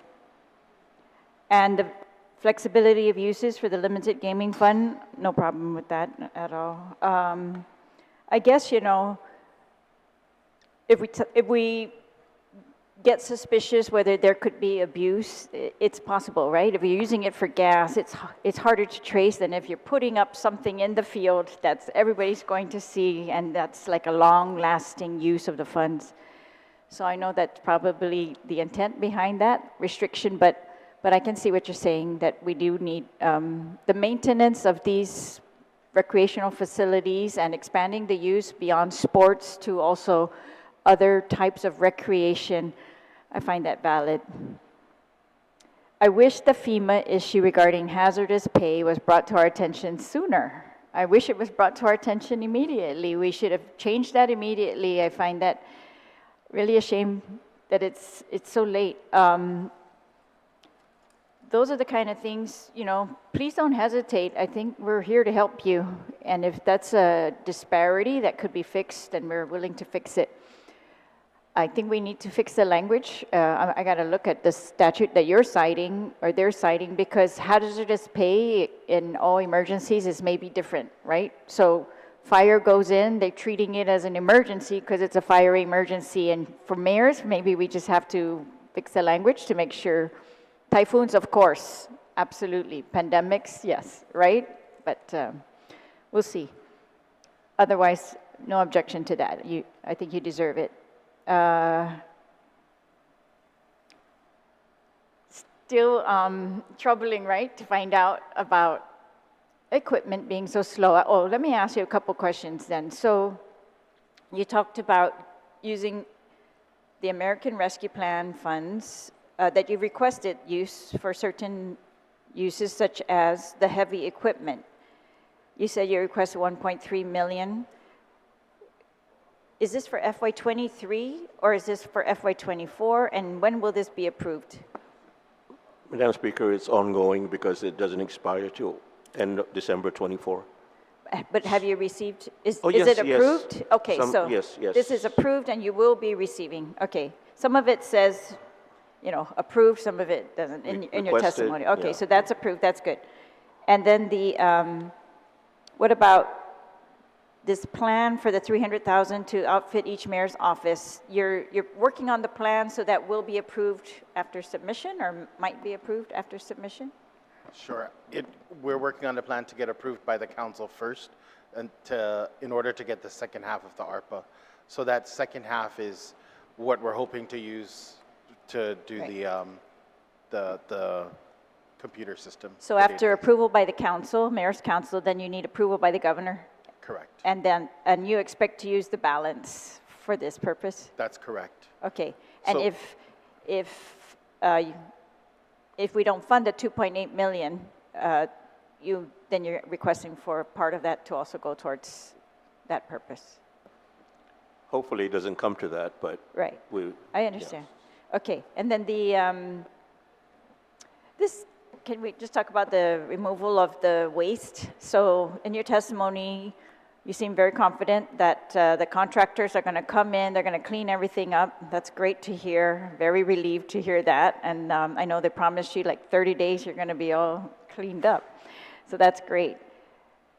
And then you said that around July 18, 2 contractors will take over the clearing of roadsides and right-of-way in all villages and will be under the management of U.S. Army Corps and funded by FEMA. How long will that go on? Is that remove you of all your responsibility there, or for how long? Well, we had a meeting yesterday, and we're having a meeting tomorrow because some of this depends on Hawaii time, so we're always a day ahead. So the contract actually is being signed yesterday, Hawaii time, and so it should be let out today. There's 2 contractors. One is ECC, it's an off-island company that has local affiliation, and PFM, which is a local company run by Bob Salas. So those 2 contractors, they divided the island up into a half. One company will take half of the island, the other company would take the other half. But the priority there, as I understand it, when they start on the 18th, is the schools. They're going to help the National Guard rid the schools of all the waste stream, green waste and meadows and whatever e-waste that they have, and then go to Hagat because they're having a festival at the end of this month, you know, the Mango Festival. So they want to clear out those 2 areas in Hagat. And then they will go and clear out all the sites, put it back into pre-typhoon conditions, and then do an initial sweep. They call it the first sweep of all the road sites, and all they're requesting is for at least a member of the mayor's staff to accompany these 2 contractors to show them what roads to go to and where to pick it up. And they're going to pick up whatever is typhoon related, which is green waste, metallic waste, no tires, and no batteries. But they'll do this, it's segregated, and it's taken out. So there'll be messaging put out in the next few days for our residents to be aware of this program and to go ahead and put whatever they have that has not yet been taken to the debris sites on the rights of way. Wow. Not in their private property, but on the rights of way. And we have, you probably heard of the program where the chainsaw crew goes around with the AmeriCorps cutting the trees that are in private property that are falling on people's homes. They've begun to do that, but they don't have, we don't come and pick it up. They are to put it on the roadsides, and U.S. Army Corps of Engineers with their 2 contractors will come pick this up when they get on that road. But I was assured yesterday that whatever road the mayor wants these contractors to go to and clear up, as long as it's on the rights of way, and as long as it's typhoon related and reimbursable, they will pick it up. For how long is the contract? I think the initial is 30 days, but they can they can go for, yeah. 30 days? They want to make sure. Yes. How are we going to achieve that in 30 days? It's yes, they have more personnel than just one dump truck away. They have this already planned out. Okay. How many dump trucks they need, how many payloaders, how many personnel. So I don't have the details of the contract, but because it's not let out yet, but. Okay, yeah. that's why I'm asking, is because you said that the mayor's council's work to clear the secondary and tertiary roadsides, well, you said that started since Core 4 to this day, but isn't that something you guys always do? How do you differentiate now between this 30-day contract and Madam what? Speaker, if Yes, I please. may, Please. Angel goes to these meetings because I have no time to go to them these days. I appreciate them, but I don't trust them completely. I say that because we've been through this many times, and that's why towards the end of my testimony, I said someone is going to be left unaided, and the request to carry over our budget and also the lifting the cap from the recycling revolving fund, because all of that is going to meld into recyclables at the end of the day, right? And so we're going to need something to pick up the leftover trash. So as much as we want to rely on the program from the Army Corps of Engineers, I still think we need a backup plan for all the 19 villages. The AmeriCorps chainsaw program is full. They just started and it's full. And it just in PD alone, I have 24 applicants. Of only four can be accommodated. So what do I do with the 20, right? They still have debris. If my staff goes in to clear the debris, where do we put it? We put it curbside. We wait for Army Corps of Engineers. But what if we didn't get to the last resident, and Army Corps already came around the village? It's going to be my office who's going to have to dispose that. And we don't have disposal sites in the villages anymore. We all have to go to Oka, and Oka closes on the 15th. So you see, it's bad. It's going to be bad. So we have the same frustration, right? But we just have to be prepared. We have to make sure that the mayors are equipped with the necessary resources. And yes, there's a lot of money. In our balances, you'll see it, but we can't spend it because we talk about the ARPA heavy equipment. I think I've already reached my limit with my vendor because that's what I use for recovery. So I can no longer increase that, and I have to go to another vendor or however, procurement does it. But I don't fight with them because they just have to figure out who I can hire next. But that's the problem. It's just like I said, the bureaucracy, right? Let's follow the procurement rules, but we kind of need to make that easier for us so that we can get the work done, so that our service, so we provide the necessary service. I hope I answered your question, though. Yes, thank you. And so I'm concerned about that as well. It sounds like they're relieving you of responsibility, but in reality, I think you will still have that responsibility because of this timing and this revolving, and it keeps going on and on.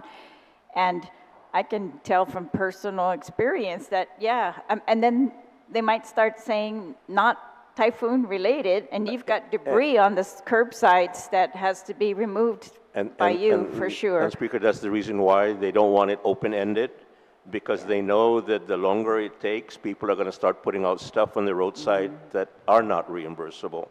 And then, like the president says, then we're responsible for taking that because it's left there. Speaking on behalf of the residents, like me, who, I have to do that myself, it's very hard to. I haven't been able to catch all the debris sites. I've tried. I've got my brothers to help me, but I'm just saying it's going to take me a little while to get it all done, right? And I expect so many Manamco are like this, right? They were waiting for their families to come and help them, and then it's just going to take a little while. So I feel for you because it's going to go on for a while, and I hope FEMA, can appreciate that. I hope we can represent that to them again in their and I think they do, and that's the reason why I think they decided that they'll go ahead and bring the Army Corps of Engineers in. Good. Because they see the work of the mayors, and it's just too much on their plate. And there's a shortage of equipment on island, a shortage of operators. So I believe they're bringing in some equipment and they're bringing in their own operators. And so we're glad that they're doing this. But we'll work with them. I have a meeting with them almost daily. Today I asked for excuse because of this hearing. Yeah. But when that contract is let out, I'll be happy to share it with you. So this is how I see it. So you have, of course, your regular funds to do what you do all the time. And then during the typhoon, you had a little bit dedicated to you. That's $100,000 each. But we put $50 million towards typhoon recovery. And we're hoping that a lot of that is also going to the villages. It was not supposed to be only the 100, but a lot of the rest of that money also being spent on the villages. So I can see they try to do it in these big programs like this. But yeah, I guess I want to hear more from you how it's working. And I want to hear from Mayor Luis whether that area is really going to be cleared up and whether the old debris that was not cleared is also going to be cleared and we can use that site for a hospital. Is it available? Will it be cleared? Mayor Savares. Thank you. Melissa Savares, Dedido. So part of the 100,000 I too have hired dump trucks, private companies and they're not just in my village, but to help us with the removal.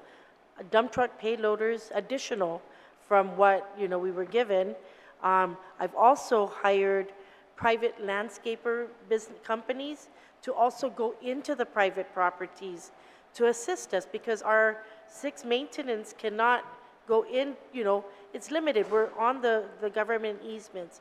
So they're actually going in to the private properties to cut the bigger trees that are around the properties. And I've told them, we've instructed them, don't do landscaping, just get rid of those big, you have avocado, mango trees, everything and anything, to include the palm trees. So we're paying those small companies on a weekly basis, as well as the additional dump trucks that we've hired. And we follow all the procurement laws. We're not just getting one company, we're getting multiple companies doing it at the same time in different parts of the village. But our concern too is the green waste sites have closed in our community. I can't tell you where we're putting the rest of the stuff. No. We're taking it to OCA because it's the only thing open right now. Should OCA close soon, where are we going to take that? And of course, that would be our concern. Thank you. Yeah, I'm concerned about that. And because it was a maybe massively overwhelming project, but I think it worked well. We knew what exactly to do. We knew we could do it, and it was so convenient to do that. It become a little less convenient because there's only one site now, less hours, and I really worry about it now. And now I'm seeing cars again on the side of the road, all kinds of things like happening all over again, and I can't imagine your frustration with that. But thank you, Mayor Luis. What do you think? Madam Speaker, may I Yes, just interject please. or just add on to Mayor Savard? So Yeah. she did note that of the $100,000 that we all received, she's hiring heavy equipment. And we've had to do that because we're no longer receiving the heavy equipment from emergency operations. So when you had asked how much more money are we receiving, and if we could, I don't know if Angel can chime in, but I do know that, so none of the mayor's offices now have any more heavy equipment from emergency operations. So that ended July 5th. Why is that? Angel can reply, but I just want to let you know that's why she's using cash to pay for heavy equipment. So why did that end already for you?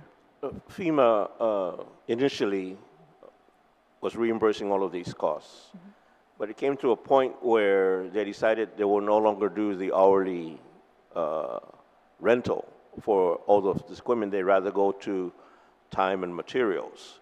In other words, they would take the volume, let's say Tamuning, you find your contractors to go there, they give you an estimate or a quote of how much it would take them to remove your green waste from Tamuning.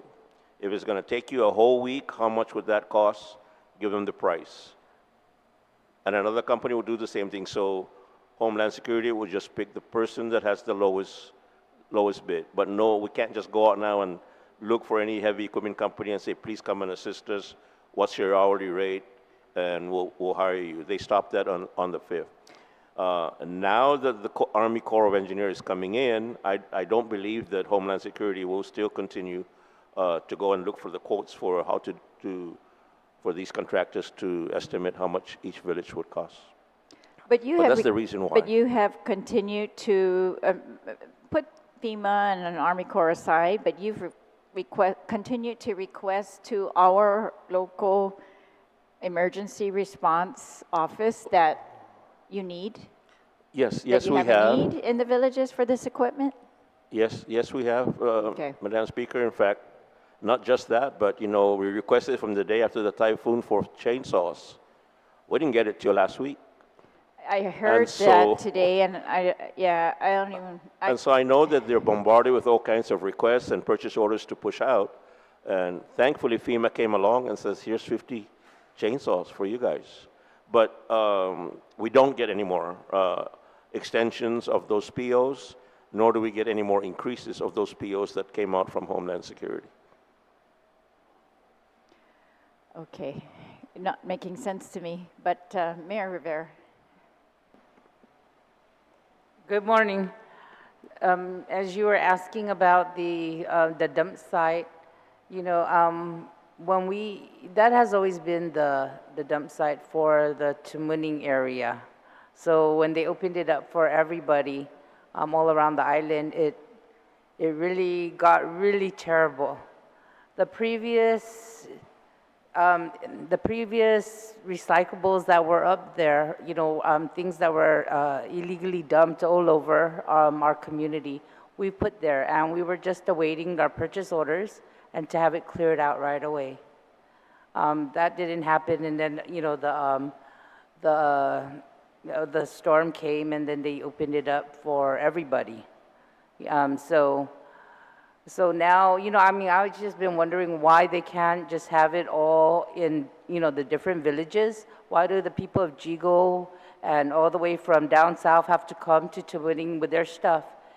Why couldn't they clear up? I was even looking for contractors who have the burn box or, you know, stuff so they can start burning that. And just the whole operations, you know, of having household trash brought there to the dump site when it can go straight to the, you know, solid waste or, you know, their company to Luzon. And then even with the tires, of course, there's only one contractor.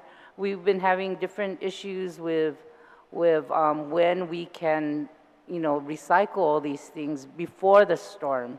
Now that the storm is there, I mean, it's just really, really overwhelmed. Our Oka Point has been overwhelmed, and you know, just trying to find answers on how we're going to clear it up right away. And so even with the closing of the site, there is still a lot out there, a lot of debris out there. And where is that going to go to? Already illegal dumping is happening, even on streets that we already cleared. And our promise to our residents, our people, was that we were going to go through every street. Right now, just work on the greenways.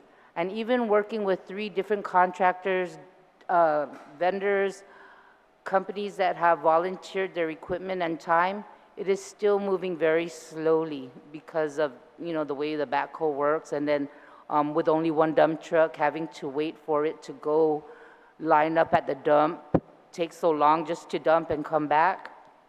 I don't know how this program is going to end up with the Army Corps of Engineers. It's just that we're already seeing, you know, 30 days is not enough time. And, you know, with everything else, I mean, you know, we're still waiting for answers on how we can fix things, because, you know, we're doing our best to, you know, keep our people aware of what's going on. You know, they continue to ask where can they dump things and what's going to happen after. We don't have those answers to give, and that's why we reach out. And I'm here for the first time ever to, you know, in regards to our Budget Act, our budget, first time to ask for capital improvement. Because of all the promises that have been made about paving and fixing our roads, our secondary and tertiary roads. I know that the federal highway has a lot of money and they always do the routed roads only. And then come to find out that even Pali Salvatoris, the tourist, you know, attraction road in Tuman, you know, that's not funded. And so you know, I've gone around with Hawaiian Rock and, you know, other companies trying to get help and ask for quotations on fixing the roads. So on the capital improvement part, right now, that's only one of them. There's a lot of a capital improvement that needs to be done, but, you know, for our people and many others all around the island, these are the roads that need to be fixed, and that's why I'm asking for capital improvement today and asking for your support. And also, in regards to that, there's a law that's also been put in place that we have to follow the road mileage inventory of paved roads, that we're supposed to get the latest report from the Department of Public Works. And we have been using 2009 the 2009 report, we're now in 2023. Can that be amended or funded in some way so that they can have an updated report? So that, because our funding is based on that. And I feel that our people have been cheated, and that, this correction needs to be made to see what is truly the reported inventory that we have. Because, there's a lot of new development, a lot of new roads, and, times have really changed since back then. So we need that updated. So that's All right, thank you. I appreciate that, those requests. Those are not, a lot of even your testimony, Mr. Sablan, is same from last year. So I appreciate that, and that update of the mileage inventory should be done. What is your expectation, though, of the Oka site? Are they going to clear the new stuff that has been put there and the old stuff as well? Well, I'm hoping that that's done because, it's for our whole island. It's not anyone personally. Who's in charge of that answer? Well, the last visitation I received. EPA? Well, U.S. EPA was the one that came to me. Okay. I've only gone to the Guam EPA recently just so that I can get the placards in order for us to dump, and even for volunteers, because I have people helping us clear the community, and they get a hard time when they're going to dump. I get it. So why don't they go after the people that are illegal dumping? That's a big problem that we're having, is catching these illegal dumpers. And, even if we turn in license plates and, things like that, they're not being cited or All right. it continues to happen. Thank you, Mayor. I appreciate your concerns and all of your concerns and your testimony today and your needs. Mr. Madam Speaker, President I Alec. think that EPA has jurisdiction over those sites, and they might be able to best answer your question as to how soon they can clear that up. But I think part of the Army Corps project is to clear the green waste sites as well. But I don't know how. I could not answer, and I don't think the council can answer for EPAL Point. Sure, thank you. And I liked your statement, by the way, in the paper the other day about we'll take care of our villages and let the other people take care of the roads, the dump sites, the, illegal dumping. Because, yes, we have an entire government. We have to work together to do that, and you really have full plates. Jesus Masi. Thank you, Madam Speaker. Senator Brown? No, we're good. We got good time. And you're followed by Senator Paris. Thank you. Thank you, Mr. Chairman, and certainly, sorry, that was a long engagement there, but welcome to our mayors. I did want to ask, because as Senator Tello had inquired earlier with regards to the budget request, it's quite substantial. I mean, I understand all the needs. We've all been at this a long time. We understand the needs in the villages, but I'm just a little concerned because last year was an election year and there's a lot of promises made, and now that the election is over and the curtains are being raised and the light of day is here, we're starting to see the decrease in the revenues coming in. And your request is only one of a number. I mean, the university is almost trying to double their Government of Guam appropriation. So I just want to caution. I mean, I know the popular thing is here to say, hey, we're all hitting it together and it's all great and thank you for coming and we're all good. And, as the year goes on, that's not the fiscal reality. So I just want to point that out because, and Angel, you've given one of the longest budget presentations of anyone so far this morning in trying to cover all your needs, but I just think we need to be realistic. Last year we were assured your community service workers were going to be funded by the administration. So if we're not able to fund this $2+ million, what's the option? Because we did ask about that specifically about those workers, and you told me administration's got it covered. So where are we this year with them? Because, we do have the rest of the government to fund. I mean, look at the situation with DOE. We don't even know what schools are going to be open in 6 weeks. Yeah. So. Well, Senator, I would like to respond that if we had to use ARPA, we should use ARPA. But I think Angel had also mentioned that ARPA should be the last resort, simply because we are hoping to use the ARPA money for other improvements within the 19 municipalities. And how many community service workers? Do you have an equal number for each village, or do some villages have more or less, or what's the situation? Because, I mean, ARPA may cover, let's say worst case scenarios you mentioned, Mayor, you know, for this year, but what about next year? I mean, if I were one of those community service workers, I'm kind of wondering about my future. And I know that you want the continued service that they provide, so where will we be with that? Every village, as a base, gets 5 community workers. Deredo, I believe Jigo, Manila have 2 additional, and that came out of our previous budgets. And then those that have recreational gyms, they also get additional personnel. So, but as far as just community maintenance workers, it's 5 per village, except for the exception of Deredo and Jigo, I believe, and Manila that have 2 more. Okay, so 7 for our larger So it's villages. over 100 community maintenance workers. They're not listed in your staffing pattern. They are. Each one of them is on the staffing pattern. I have the ones here for the villages. Each village broke down. Is there a separate one from the one we were provided? I know you have your community workers, maintenance workers in the staffing pattern, but are these workers in addition to the ones that are budgeted here? These are the workers that we currently have. They weren't budgeted for FY23 because the legislature gave the governor the authority to go ahead and find that 2.8 million and transfer it from No, I somewhere. understand. In the budget, we have the mayor, the vice mayor, you might have some clerical staff in your office, and we have community maintenance workers. Are these the ones you're talking about?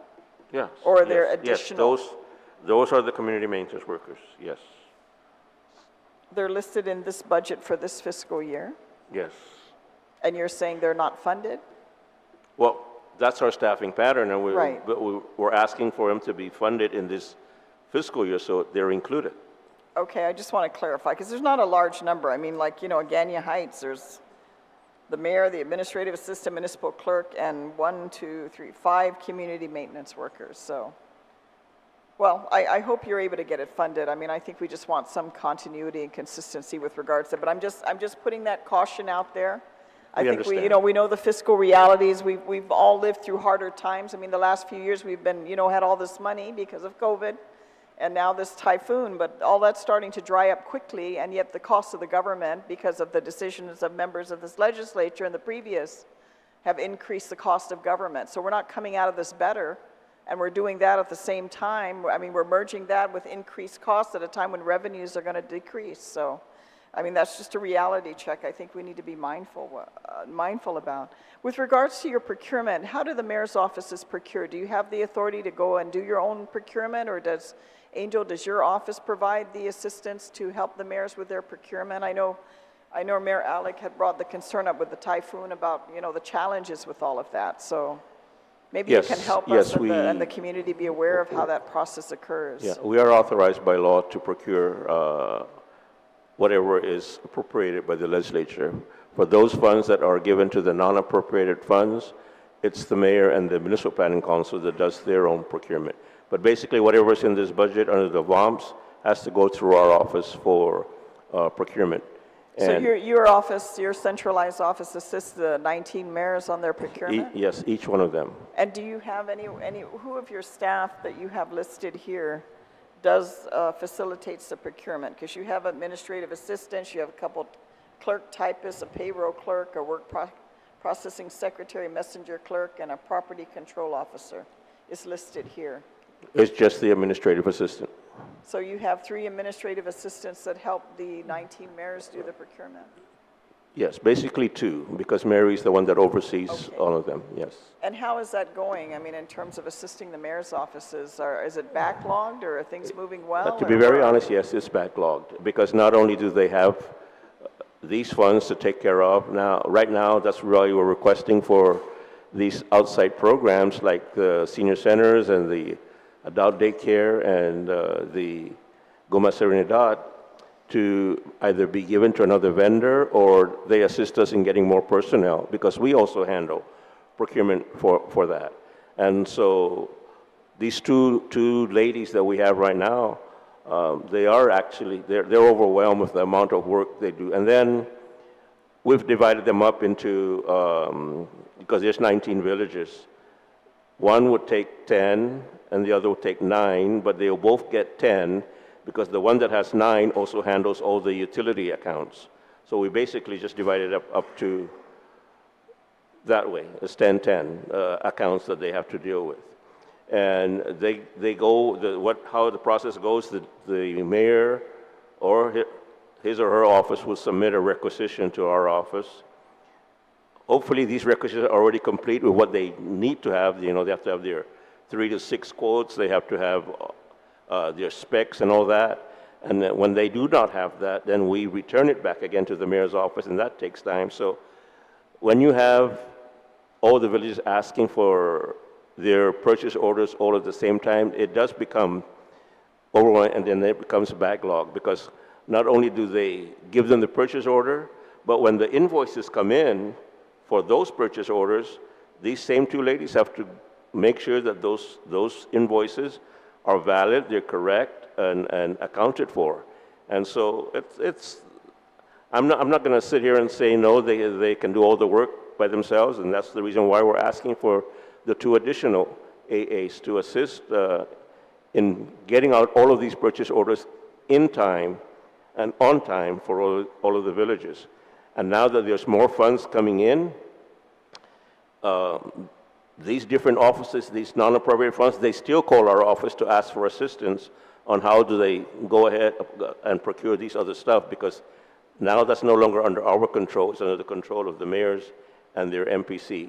So all in all, the process is good because we have the authority to do our own procurement. God forbid if this was all through GSA, we're probably never going to be able to get any of the stuff that we need. But and that's the only reason why we're asking for the additional staff, is to make sure that at least we service all the mayors in a timely basis. And with regards to timeline, on average, how long would it take to process if a mayor had a purchase order request to procure anything? I mean, what's the average It really timeline? depends. Sometimes it can turn around in 48 hours. Sometimes it takes a couple months. You mentioned earlier that on average, maybe there's about 20,000 lapses per village. And that's one of the reasons What is why. the reason for it? Is the reason because of the procurement? And that's one of the or- reasons why, Senator, is because we're not able to process all those requests on time. And is there any ability for the mayor's office directly to do their own procurement and not have it go through your office? Is there any reason why they can't if they're all going out and doing the 3 quotes and doing all that paperwork? It's governed under Chapter 40, Title 5. It's our office that handles all of the procurement. Would that be something for the mayors? I mean, assuming you take on the responsibility, I mean, if your people aren't doing it properly, they're going to get dinged on it or indicted these days. But is that something any of you, Mr. Mayor, Mayor Alec, want to take on? Would that help facilitate or? Senator, there are 2 points that you've made that I think are real important. But to reply to your most recent, this comment, I would not want the 19 villages to handle their procurement. I think it needs to go through our main office. The 2 additional administrative staff that we're asking are really necessary. You saw the frustration level at the onset of the recovery. It wasn't because we weren't trying to do anything. All of us were working. The 2 administrative staff that we have at our main office, they were also at the EOC. And so you divide them up to do accounting work plus emergency response. It just creates a bigger backlog. So it is very difficult to operate without efficient staff at our main office. Funding those 2 positions, I mean, we've been asking for, or we've been contemplating that for so long, and perhaps today we're asking to include that in fiscal 24's budget. The other point that you mentioned, you were clear about staff getting 3 quotes, and maybe Senator Perez can shed some light on it, and perhaps GSA can reissue a circular to our certifying officer, because we cannot move without 6 price quotations. And how we have to go and get, if we need a light bulb, we have to look for 6 vendors and wait for the 6 vendors to reply. 14 days for them to reply for a light bulb. I'm just using it as an example. That's very difficult. It really slows down the process. So GSA has issued a circular to the departments that they need 6 quotations. And I've been asking for some clarification, because if we have 3 valid price quotations, does that suffice the law? And can we produce a purchase order with 3 valid price quotations? So is that just a circular that GSA has issued versus the Correct. requirement of the 3 quotes?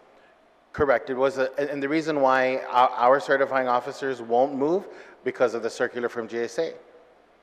Well, that, I think within certain price ranges, I mean, we, you know, there should be more flexibility. Of course, you get into the bigger money, obviously, you know, but what if you don't have 6 vendors that provide that particular item or that particular light bulb or whatever the case may be? Well, there's a procedure, but it's still the idea that we need 6 for each requisition that we're sending in. We need, like the construction work that we do in the village, we need 6 contractors to come out to give us a quote. Then nobody wants to quote us anymore because they know they're not going to get the job for whatever reason. I don't disagree with you. I mean, I'm sure our procurement, you know, our Senator Sabina is here and we're hearing this. Maybe we do need to look at that because we are strangling our own ability to function because of it. Correct. I mean, we want to make sure everyone's on the up and up and Correct. we're doing things properly, but we have to have a way to facilitate so we can get the job done. And it's our own regulations. Correct. You know, I've never understood the 125 question checklists in procurement that we've had to go through, but certainly for these smaller items, the routine things that you need in your village on a regular basis, we really shouldn't have to go through all these hurdles or delays just to accomplish that. But I appreciate your input and your insight, and I understand and appreciate all the efforts that all of you do, and I understand the fact that you're asking for what you're asking. I'm just cautioning that with our financial realities, you know, something's going to end up short, and not to the way we've been living the last couple of years, because you know, the party's over. That's financially, and it's been like that for most of the time I've been in government, 34 plus years. So I just think we have to anticipate we're going to have to be mindful that all the revenues aren't going to be falling from the sky anymore. But thank you for coming and providing your testimony. Thank you very much, Mr. Chairman. Thank you, Senator Brown. Senator Paris. Thank you, Mr. Chair, and good morning to President Alig, Executive Director Angel Sablan, Mayor Rivera and Savaras, and all the mayors out there, Mayor Hoffman, sorry, mayors out there listening. So I really appreciate your presence here today, and you know, this is something that was discussed in the last budget cycle. There seemed to be a shortfall when it came to funding personnel, and so I'm glad to see that you're satisfied that the budget. So is it true that you're satisfied this budget is covering the personnel needs that you have?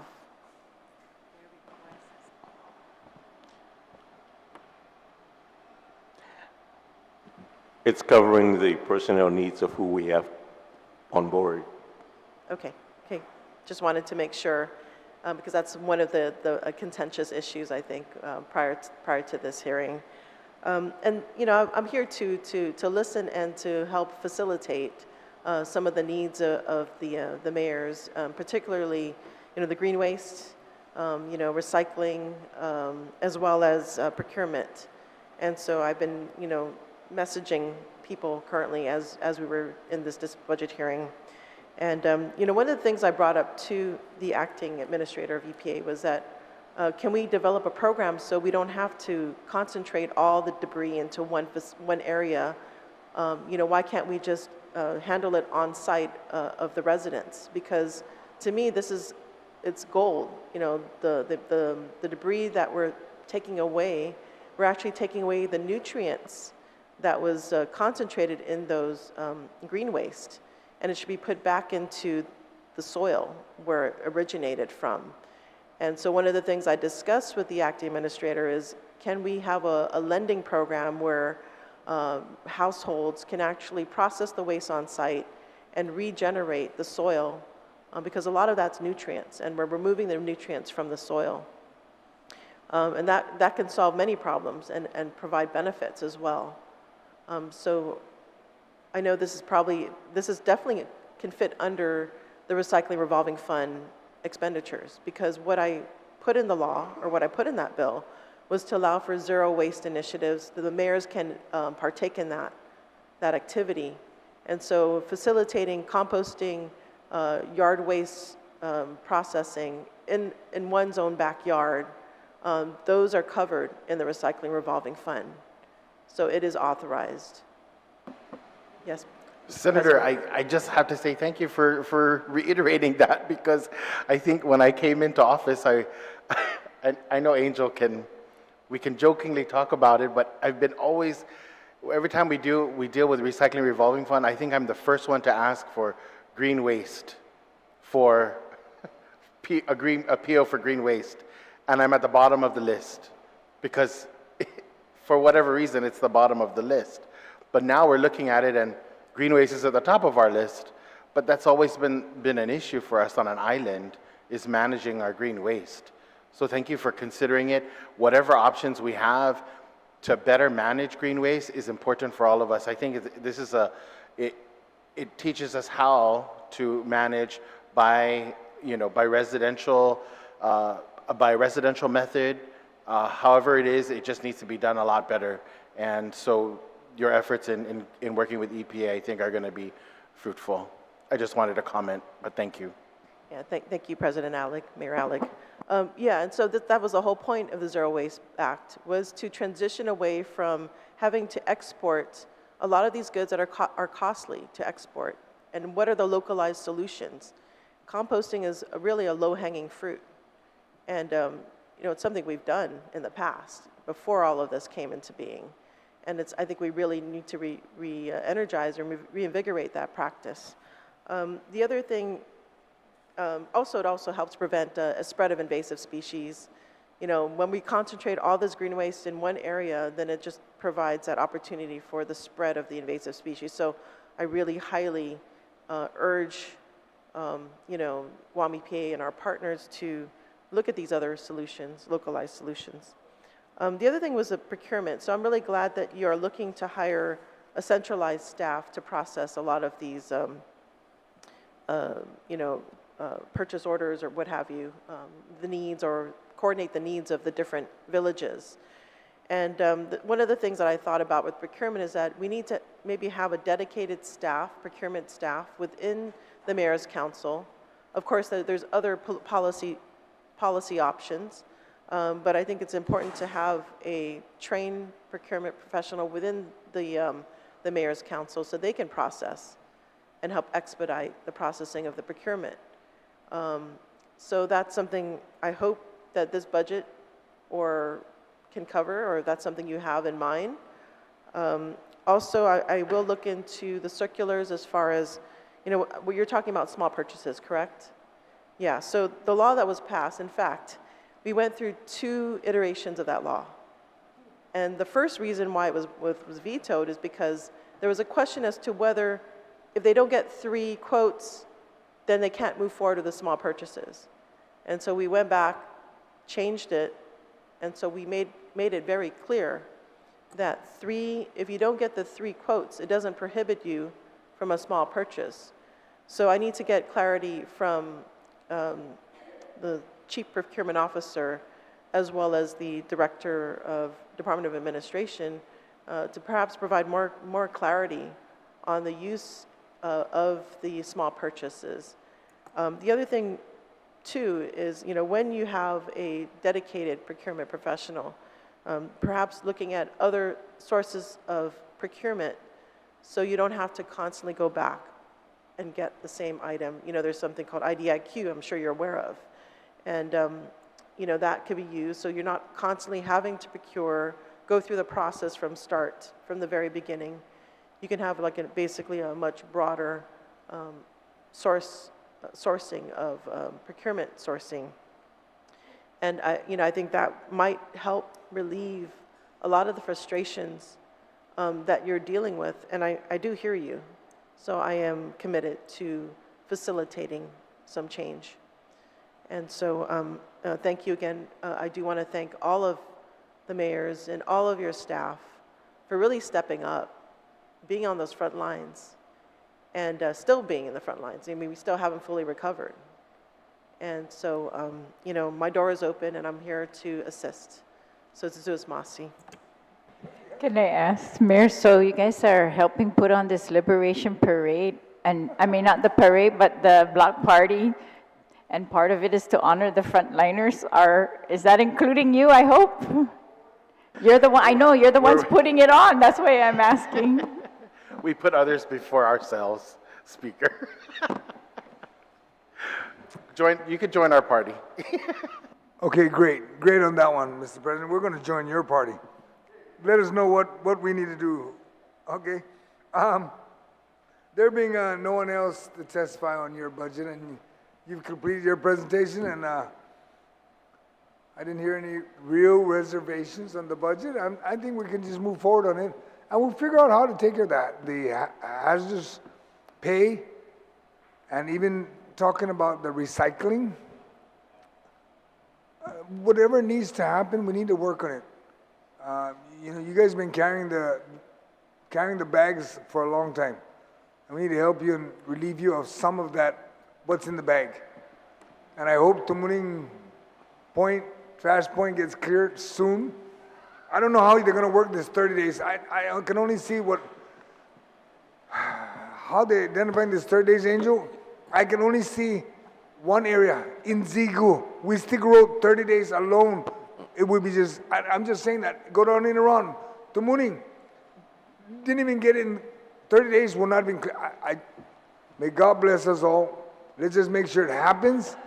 Get this trash out of here. I wish it's 30 days so we can get it cleared, but I'll get the details of the contract tomorrow. Please. Because they're obviously going to be signed today, but I'll share it with you.